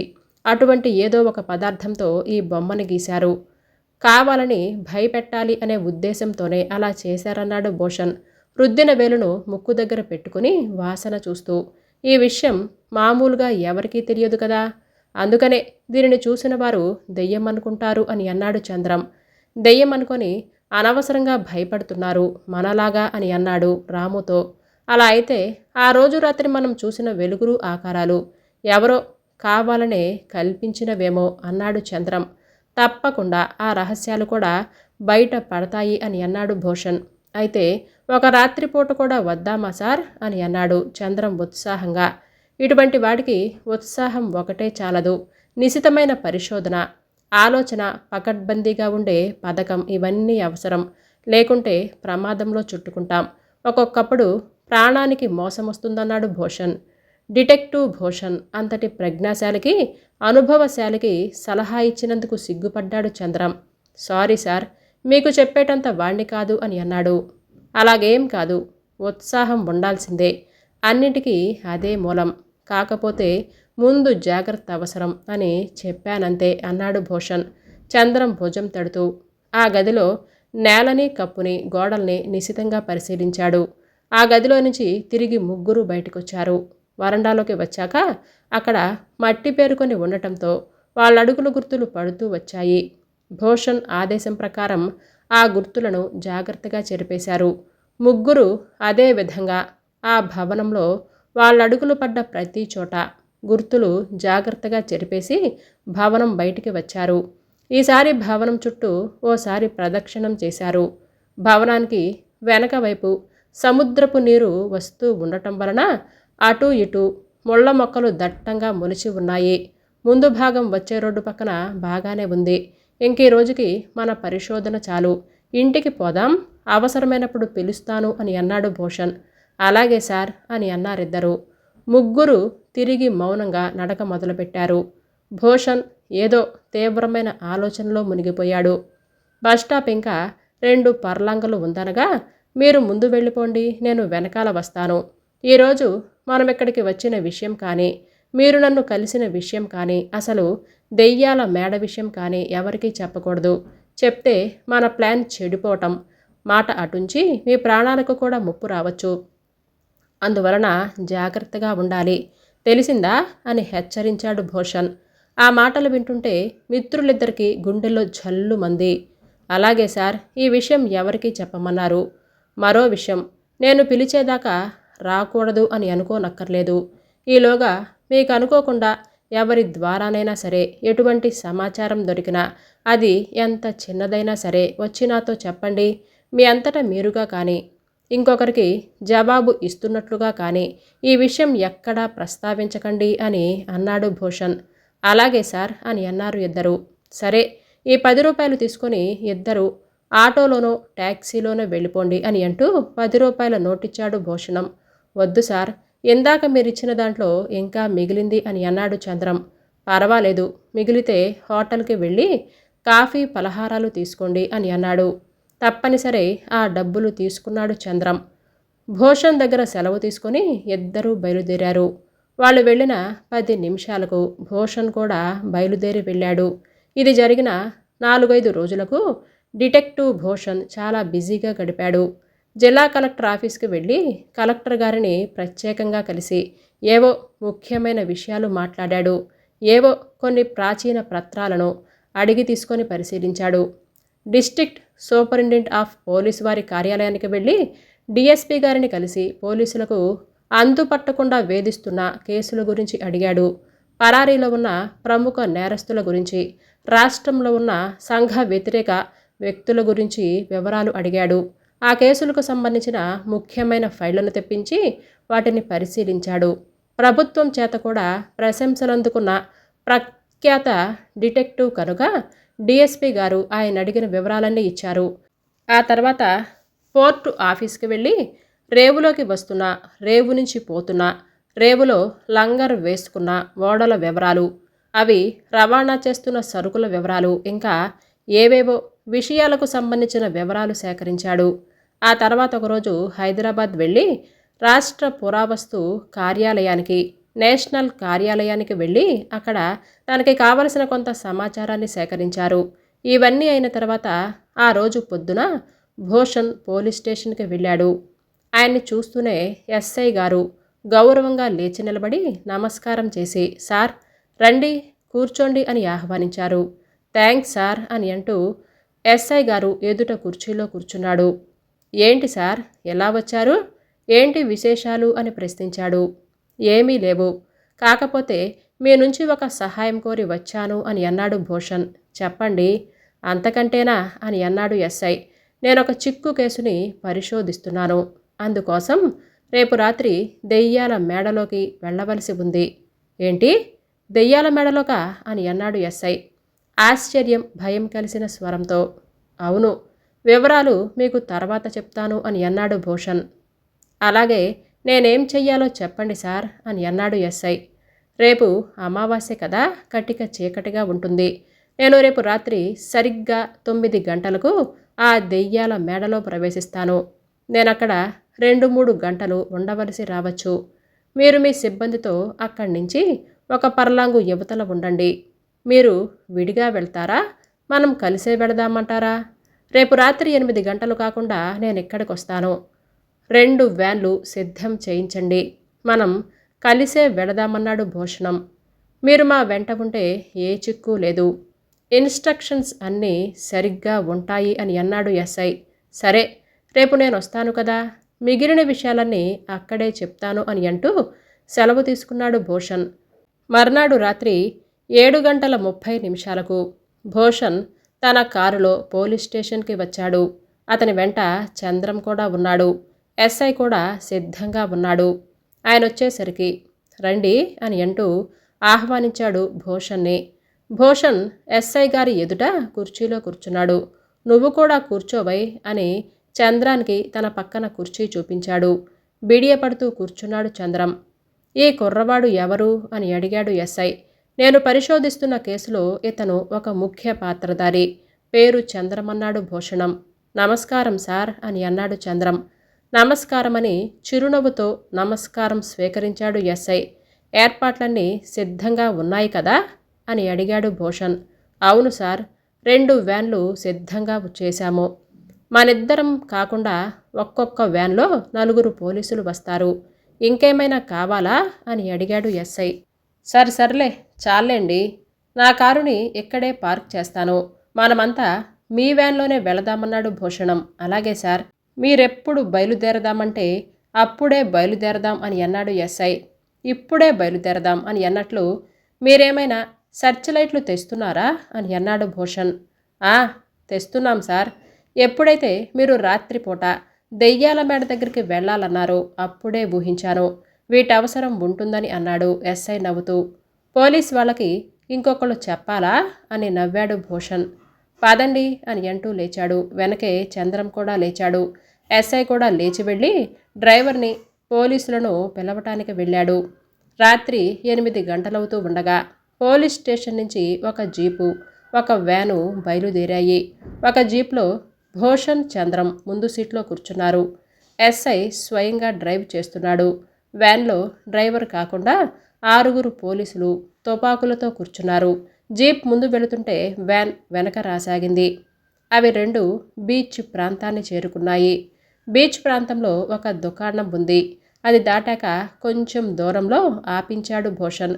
వెనకాల వ్యాన్ కూడా ఆగింది. వెనకాల నుంచి రాము పరిగెత్తుకుంటూ వచ్చాడు. అతన్ని చూసి భూషణ్ కిందకి దిగాడు. రాము ఆయన్ని సమీపించి ఏవేవో విషయాలు చెప్పాడు. అది విని భూషణ్, సరే నువ్వు కూడా జీపులో కూర్చో అని అన్నాడు. రాము జీప్లో వెనక కూర్చున్నాడు. ఇతడు మనం ఆడబోయే నాటకంలో మరో ముఖ్యమైన పాత్రధారి. పేరు రాము అని ఎస్ఐకి పరిచయం చేశాడు భూషణ్. రాము ఎస్ఐకి నమస్కారం పెట్టాడు. మీ అసిస్టెంట్లు బాగున్నారు, వీళ్ళు జూనియర్ డిటెక్టివ్లు అన్నమాట అని అన్నాడు ఎస్ఐ నవ్వుతూ. భూషణ్ చిరునవ్వు నవ్వి ఊరుకున్నాడు. మళ్ళీ జీపులు బయలుదేరాయి. అవి బీచ్ అంచున దెయ్యాల మేడ వైపు బయలుదేరాయి. దెయ్యాల మేడ ఇంకా పర్లాంగు దూరం ఉందనగా వాటిని ఆపించాడు భూషణ్. మీరెక్కడే ఉండండి, నేను చంద్రం రాము దెయ్యాల మేడలోకి వెళతాము. మాకేదైనా ప్రమాదం సంభవించినా మీరు రావటం అవసరమైన నేను టార్చ్ లైట్ని మీ వైపు వేసి గట్టిగా ఏలవేస్తాను. వెంటనే మీరు జీపుతో వచ్చేయండి అని అన్నాడు భూషణ్. అలాగే, మరి ఫ్యాన్ సంగతి అని అన్నాడు ఎస్ఐ. అదే చెప్పొస్తున్నాను, ఇటు రండి అని అంటూ పక్కన ఉన్న తాటి తోపులోకి దారి తీశాడు భూషణ్. వెనకాలే మౌనంగా ఎస్ఐ టార్చ్ లైటు వేసి కొంచెం దూరం నడిచాడు భూషణ్. అక్కడ ఒక పాడుబడ్డ ఇల్లు ఉంది. దానిపైనుంచి దట్టంగా తీగలు అల్లుకొని ఉన్నాయి. దానిని చూపించి, ఈ దగ్గరలో 4 పోలీసుల్ని కనిపించకుండా కాపలా పెట్టండి. ఇందులో నుంచి ఎవరైనా వస్తుంటే అటకాయించి అరెస్టు చేయండి. ఎవరూ తప్పించుకొని వెళ్ళటానికి వీల్లేదు. దగ్గరున్న పోలీసులకు కూడా చెప్పమన్నాడు. ఇద్దరూ తిరిగి జీపు దగ్గరికి వచ్చారు. ఇక మేము వెళ్ళొస్తాము అని అన్నారు. థ్యాంక్ యూ అంటూ ముందుకు నడిచారు. దెయ్యాల మేడలోకి వెళ్ళగానే అక్కడంతా నిశ్శబ్దంగా ఉంది. కేవలం సముద్రపు హోరు ఒక్కటే వినిపిస్తుంది. అమావాస్య చీకట్లో చల్లటి గాలి, జుట్టు విరబోసుకున్న దెయ్యంలాగా. దెయ్యాల మేడ, ఆ వాతావరణం భయాన్ని కల్పిస్తుంది. ముగ్గురు వరండాలోనూ హాల్లోనూ జాగ్రత్తగా చూసుకుంటూ శబ్దం కాకుండా నడవటానికి ప్రయత్నిస్తూ ముందుకు నెమ్మదిగా వెళుతున్నారు.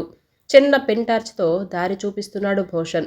చిన్నదైన కాంతి కనిపించేసరికి, స్వల్పమైన శబ్దం వినిపించేసరికి చోర్లను పట్టుకుని వేలాడుతున్న గబ్బిలాలు కీచుమంటూ అరిచి రెపరెపా కొట్టుకోసాగాయి. ఆ అరుపులు వినగానే రాముకి చంద్రానికి గుండెలు జల్లుమన్నాయి. అయినా ముందు భూషణ్ ఉండటంతో ధైర్యంగా ముందుకు సాగారు. మొదటి హాలు దాటి ముందుకు వెళ్ళేసరికి ఫౌంటైన్ దగ్గర ఒక పెద్ద పాము కప్పల్ని బాగా తిందేమో, చుట్టలు చుట్టుకొని పడుకుంది. దాన్ని చూసి భయంతో నోటమాట రాక నిలబడిపోయారు రాము చంద్రం. పర్వాలేదని సైగ చేసి ముందుకు సాగారు.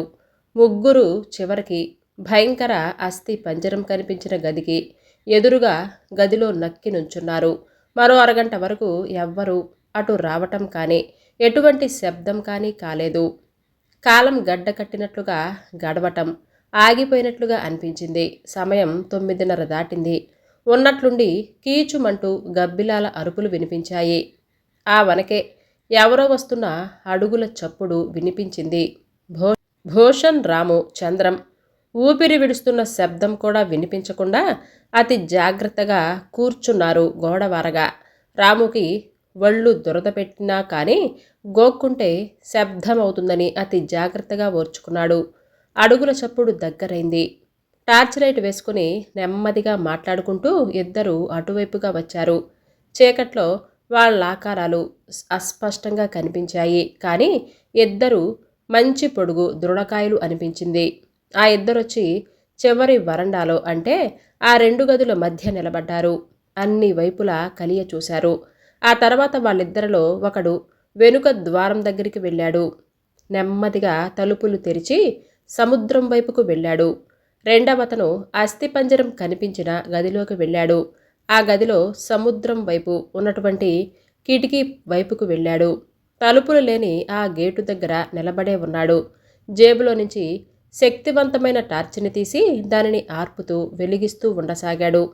ఆ దృశ్యం చూసి వెంటనే కిటికీ గుండా సముద్రం వైపు చూశాడు. దూరాన సముద్రంలో ఒక ఓడ మిణుకు మిణుకుమంటున్న దీపాలతో కనిపించింది. అంతేకాదు, ఆ ఓడ మీద నుంచి కూడా ఒక కాంతివంతమైన దీపం వెలుగుతూ ఆరుతూ కనిపించింది. భూషణం బైనాక్యులర్ ద్వారా సముద్రం వైపే చూడసాగాడు. కొంచెం సేపట్లో తీరం వైపు నడుస్తూ 4 నాటు పడవలు కనిపించాయి. భూషణ్ బైనాక్యులర్స్ నుంచి చూడటం, తిరిగి అవతల గదిలో ఉన్న వ్యక్తిని గమనించటం మొదలుపెట్టాడు. మరికొంచెం సేపట్లో పడవలు తీరాన్ని చేరినట్లుగా శబ్దం వినిపించింది. మనుషుల మాటలు, నీటి గలగలలు స్పష్టంగా వినిపించసాగాయి. వెనకవైపు ఉన్న ద్వారపు తలుపులను బార్లా తీసిన శబ్దం వినిపించింది. అంతలో సముద్రం వైపు నుంచి కొందరు మనుషులు పడవల్లో నుంచి ఏవేవో పెట్టెలు తీసుకుని ఆ ద్వారం గుండా లోనికి మోసుకొని రాసాగారు. మొదట వచ్చిన వ్యక్తి చేతిలో లైట్ ఉంచుకొని వారికి దారి చూపించసాగాడు. ఆ కాంతిలో వెనక సామాను తెస్తున్న వాళ్ల ముఖాలు స్పష్టంగా కనిపిస్తున్నాయి. వాళ్ళ సామాను తీసుకుని అస్థిపంజరం ఆకారమున్న గదిలోకి మోసుకొని వెళ్లారు.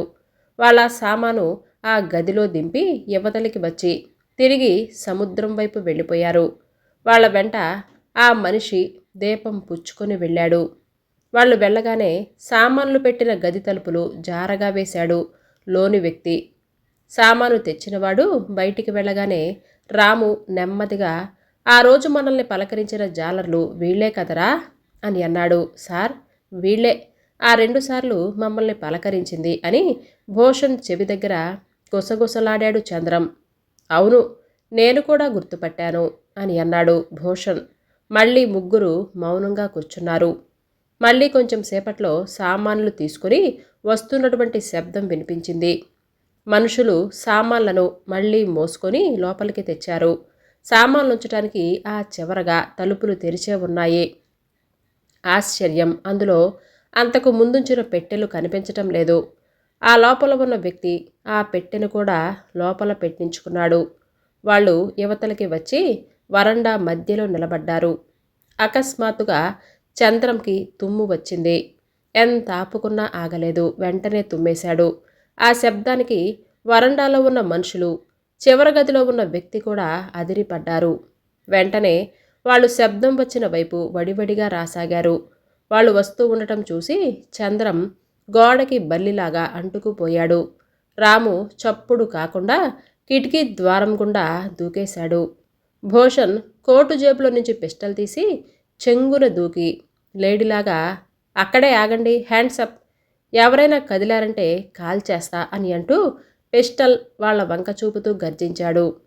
అయితే ఈలోగానే సామాన్లు దింపించుకున్న వ్యక్తి పక్క హాల్లోకి నెమ్మదిగా జారుకున్నాడు. భూషణ్ చేతిలో పిస్టల్ని చూసి అందరూ ఎక్కడ వాళ్ళు అక్కడే ఆగిపోయారు. "మస్తాన్, నిన్ను నేను గుర్తుపట్టాను. ఇక నీ ఆట కట్టు. నీ దగ్గర ఉన్న పిస్టల్ని కింద పడే, పారిపోవటానికి ప్రయత్నించకు" అని గర్జించాడు భూషణ్. మస్తాన్ ముఖంలో ఆశ్చర్యం కనిపించింది. తనని గుర్తించింది ఎవరో అతనికి అర్థం కాలేదు. చేసేది ఏమీ లేక ప్యాంటు జేబులో పిస్టల్ తీసి నేల మీద పడేశాడు. టార్చ్ లైట్ని మస్తాన్ ముఖం మీదకి, మిగిలిన వారి ముఖం మీదకి వేసి నిశితంగా చూశాడు. ఆ టార్చ్నే అన్ని వైపులా తిప్పుతూ పారిపోయిన మొదటి వ్యక్తి అకస్మాత్తుగా వచ్చి మీద పడవచ్చని జాగ్రత్తగా చూడటం మొదలుపెట్టాడు. ఉన్నట్లుండి పక్క గదిలో నుంచి వికటాట్టహాసం ఒక్కసారిగా వినిపించింది.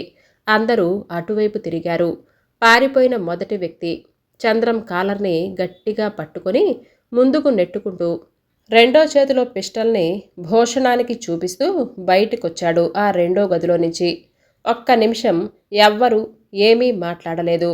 మౌనం అందరినీ ఆవహించింది.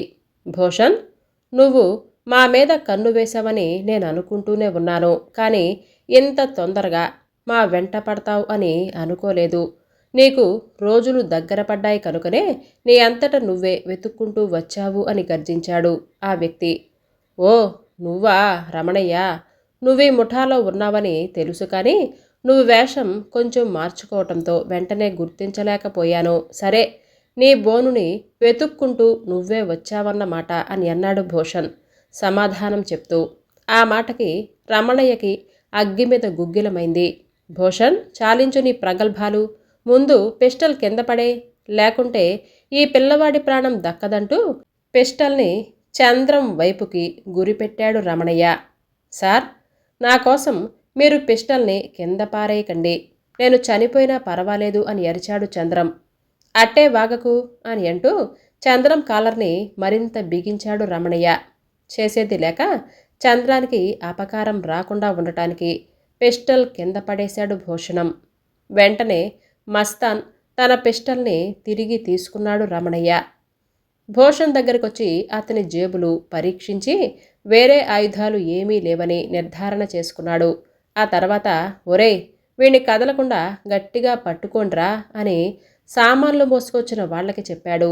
వాళ్ళు నలుగురు వచ్చి భూషణ్ణి కదలకుండా పట్టుకున్నారు. ఓ పట్నం బాబులు, ఇందుకా ఆ రోజుక్కడికి వచ్చింది అని అన్నాడు తనను గుర్తించిన ఆనాటి జాలరి. మస్తాన్ భయంకరమైన అస్థిపంజరమున్న గదిలోకి ప్రవేశించాడు.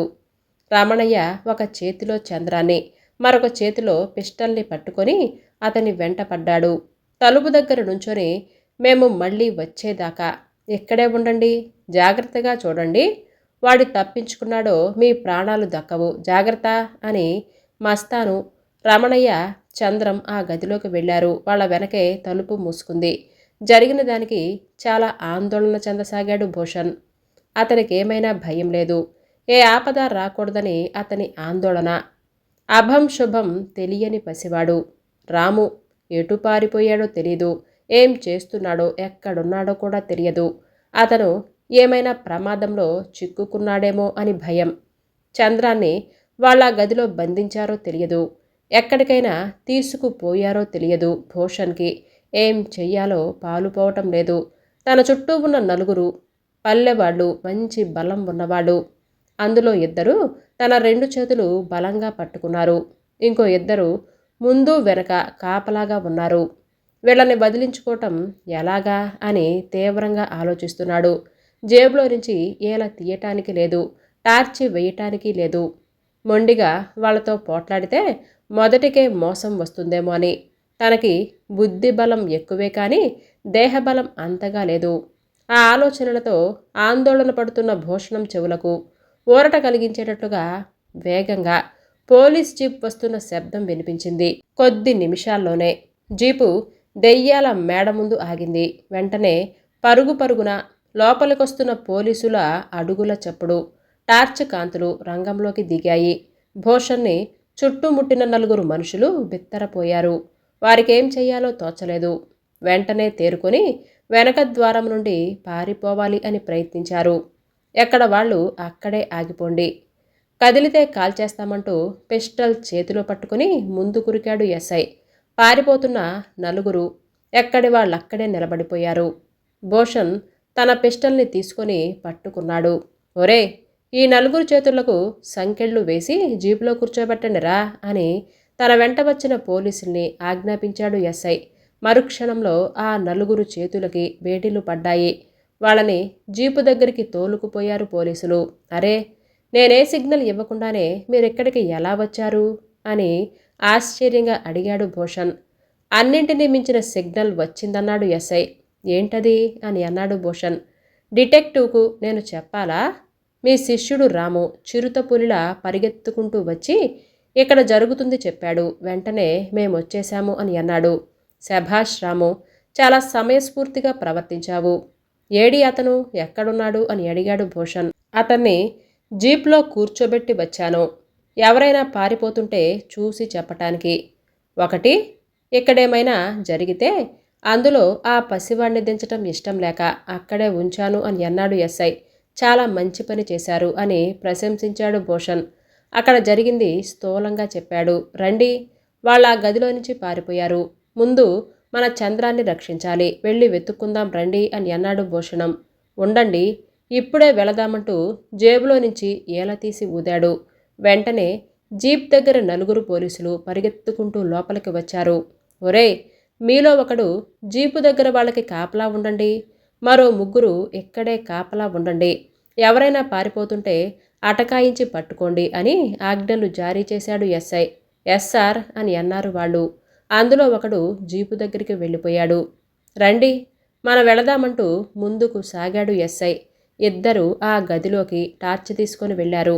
ఆశ్చర్యం, గదిలో ఎవ్వరూ లేరు, సామాను కూడా లేదు, ఎప్పట్లాగా ఖాళీగా ఉంది. వాళ్లే కిటికీలో నుంచి కిందకి దూకి వెళ్ళిపోయారేమో అని అన్నాడు ఎస్ఐ కిటికీ వైపు చూస్తూ. దాని కిందంతా ముళ్ళ పొద, అటు పోవటానికి వీల్లేదు, ఇటు రండి అని అంటూ ఆ గదిలో అడుగు జాడలు ఆ చివరి వరకు వెళ్ళి ఆగాయి. అక్కడున్న నాపరాతిని పైకెత్తాడు భూషణ్. ఆశ్చర్యం, దాని కింద మెట్లు ఉన్నాయి. కొంచెం ముందుకు వెళితే అక్కడ ఒక గది ఉంది. దాని ముందు అంతకు ముందు పడవల్లో తెచ్చిన పెట్టెలు పడేసి ఉన్నాయి. ఆ గదిలో నుంచి ఎవరో మూలుగుతున్న శబ్దం వినిపించింది. గది బయట గొళ్ళెం పెట్టే ఉంది. ఆదుర్దాగా దగ్గరికి వెళ్ళి గొళ్ళెం తీసి బలంగా తలుపు తీశాడు. భూషణం లోపల టార్చ్ వేసి చూస్తే ఆ గది నిండా ఎన్నో దొంగ రవాణా వస్తువులు, బట్టలు, వాచీలు, టేప్ రికార్డులు, ట్రాన్సిస్టర్లు, ఎలక్ట్రికల్ సామాన్లు ఎన్నెన్నో ఉన్నాయి.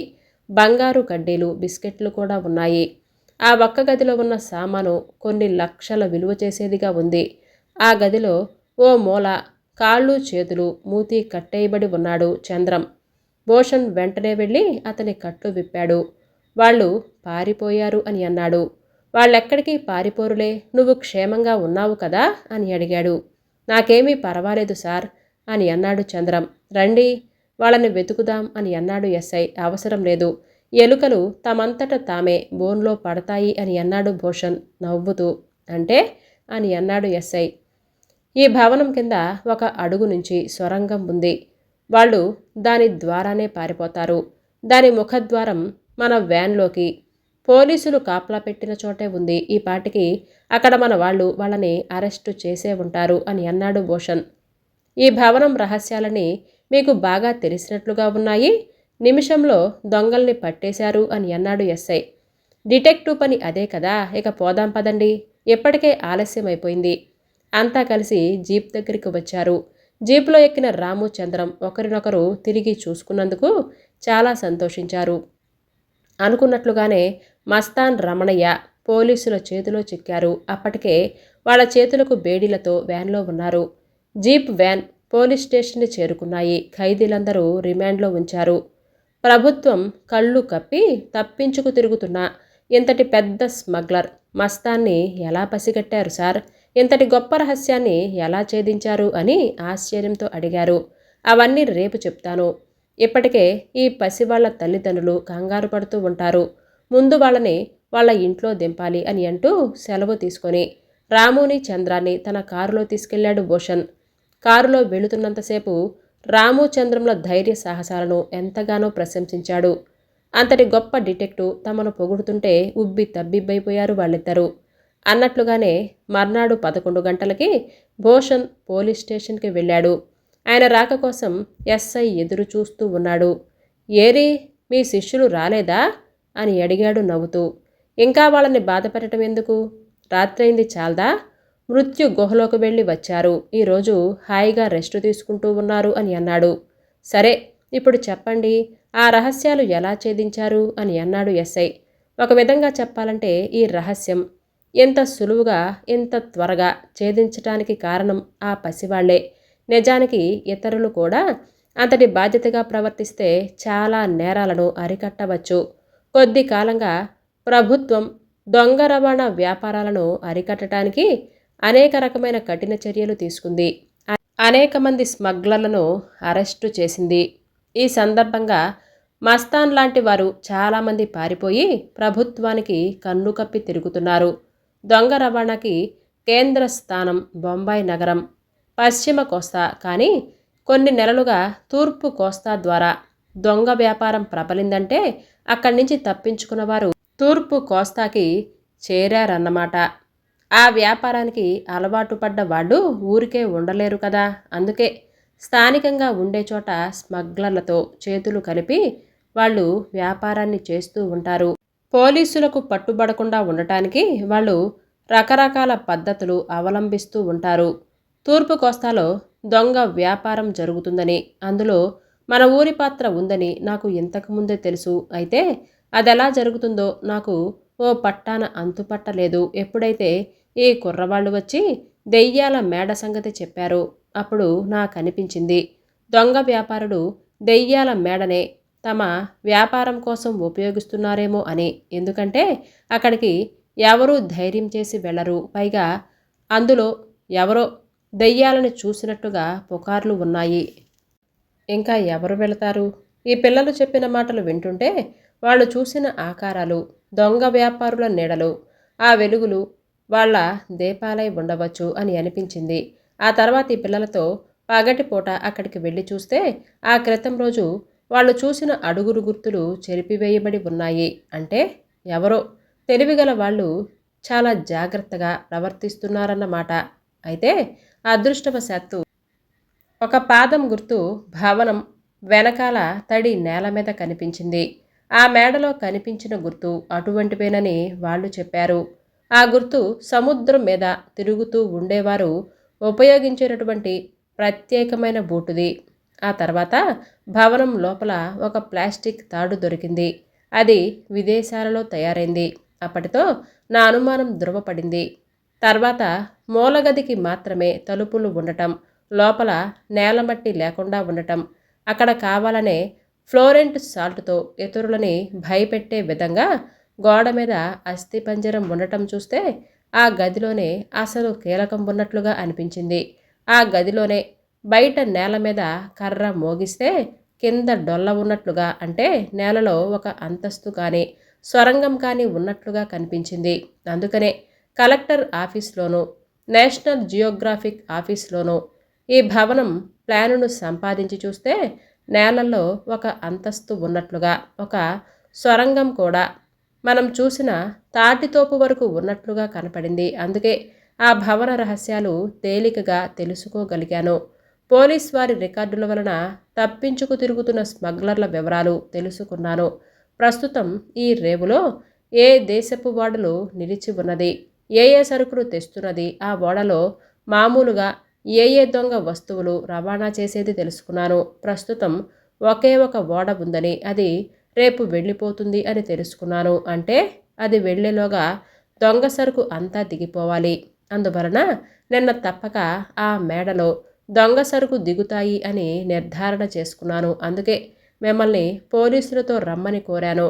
తర్వాత దెయ్యాల మేడలో నుంచి మస్తాన్ ఓడ మీద వారితో మార్స్ కోడ్లో మాట్లాడుతూ ఉండటం గమనించాను. అయితే వాళ్ళు రహస్య భాషలో సంకేతాలు పంపుకుంటున్నారు. అందువలన వాటి భావం తెలియకపోయినా దొంగ వ్యాపారం సంగతి రూఢి అయింది. మస్తాన్ మన ఊరి వ్యాపారి రమణయ్యతో చేతులు కలిపి నాటకమాడాడు. ఇక ఆ తర్వాత సంగతి మీకు తెలిసిందే కదా అని ముగించాడు భూషణ్. ఏదేమైనా సరే రామచంద్రంలు పిల్ల డిటెక్టివ్లు అని మెచ్చుకున్నాడు ఎస్ఐ. తప్పకుండా వాళ్ళు ఇదే విధంగా కృషి చేస్తే తప్పకుండా ఎంతో పైకి వస్తారు. అటువంటి వాళ్ళ మూలంగా దేశానికి ఎంతో ఉపయోగం ఉంటుంది అని అన్నాడు భూషణం. ఆ మర్నాడు వార్తాపత్రికలు అన్నింటిలోనూ మస్తాన్ రమణయ్యల అరెస్టు వార్త, చంద్రం రాముల సాహస కృత్యాలు, డిటెక్టివ్ భూషణ్ పరిశోధన ఫోటోలతో సహా ప్రముఖంగా ప్రచురించబడ్డాయి. రేడియో, దూరదర్శన్లో కూడా ఆ వార్తలే ప్రముఖంగా ప్రచారం చేశాయి. తమ ఊరి పిల్లలు అంతటి సాహసకృత్యం చేసినందుకు ఊరివారు ఎంతో సంతోషించి వారికి సన్మాన సభను ఏర్పాటు చేశారు. అప్పుడు ఆ ఊరిలోనే క్యాంపులో ఉన్న గవర్నర్ గారు ఆ సమావేశానికి అధ్యక్షత వహించారు. ఆ సభలో భూషణ్ ఈ విధంగా మాట్లాడాడు. మన దేశంలో చదువుకున్న వారు చాలా తక్కువ. ఆ కొద్ది మందిలోనే బాధ్యతతో ప్రవర్తించేవారు ఇంకా తక్కువ. చంద్రం రాములు చిన్నపిల్లలైన ఎంతో బాధ్యతతో ప్రవర్తించడం వలన ఈ ఘరానా దొంగలు ఆట కట్టించడం సాధ్యమైంది. అందరూ కూడా అంతటి బాధ్యతతో ప్రవర్తిస్తే మన సంఘంలో దొంగతనాలు, హత్యలు, దొంగ రవాణాలు వంటి ఎన్నో నేరాలు చాలా తగ్గిపోతాయి. అందువలన అందరూ ఈ పిల్లల్ని ఆదర్శంగా తీసుకోవాలి అని కోరుతున్నాను. తర్వాత పెద్దలు కూడా ఎంతో బాధ్యతతో ప్రవర్తించాలి. నేను ఆ రాత్రి దెయ్యాల మేడకు ఈ పిల్లల్ని తీసుకొని వెళ్లే ముందు ఆ విషయం వాళ్ళ పెద్దలకు చెప్పి వారి సమ్మతి అడిగాను. ముందు వారు ఒప్పుకోలేదు. కానీ నేనొచ్చి చెప్పిన తర్వాత ప్రమాదమని తెలిసి కూడా వారు సమ్మతించి నాతో సహకరించారు. అందుకే నా ప్రయత్నం విజయవంతమైంది. ఇదే విధంగా పెద్దలు కూడా బాధ్యతగా ప్రవర్తించి ప్రభుత్వానికి సహాయపడవలసిందిగా కోరుతున్నాను అని ముగించాడు. ఆ తర్వాత గవర్నర్ గారు కూడా మాట్లాడారు. ఈ పిల్లల గురించి మీకు నేను చెప్పవలసింది ఏమీ లేదు. భూషణ్ గారు చెప్పినట్లు అందరూ వాళ్ళని ఆదర్శంగా తీసుకోవాలి. ఇంతటి సాహసంతో ప్రభుత్వానికి ఎంతో సహాయం చేసిన ఈ పిల్లలకి జాతీయ బహుమతులు ఇవ్వవలసిందిగా నేను రాష్ట్రపతి గారికి విన్నవించబోతున్నాను. సభ కరతాళ ధ్వనులతో సభ ముగిసింది. గవర్నర్ గారు అన్నట్లుగానే ఆ తర్వాత రిపబ్లిక్ దినాన చంద్రం రాములకు రాష్ట్రపతి వారి ధైర్య సాహసాలకు జాతీయ బహుమతులు ఇచ్చింది. ఈ కథ ఇంతటితో సమాప్తం. సరికొత్త కథతో మళ్ళీ మీ ముందుకొస్తాను. అంతవరకు సెలవు.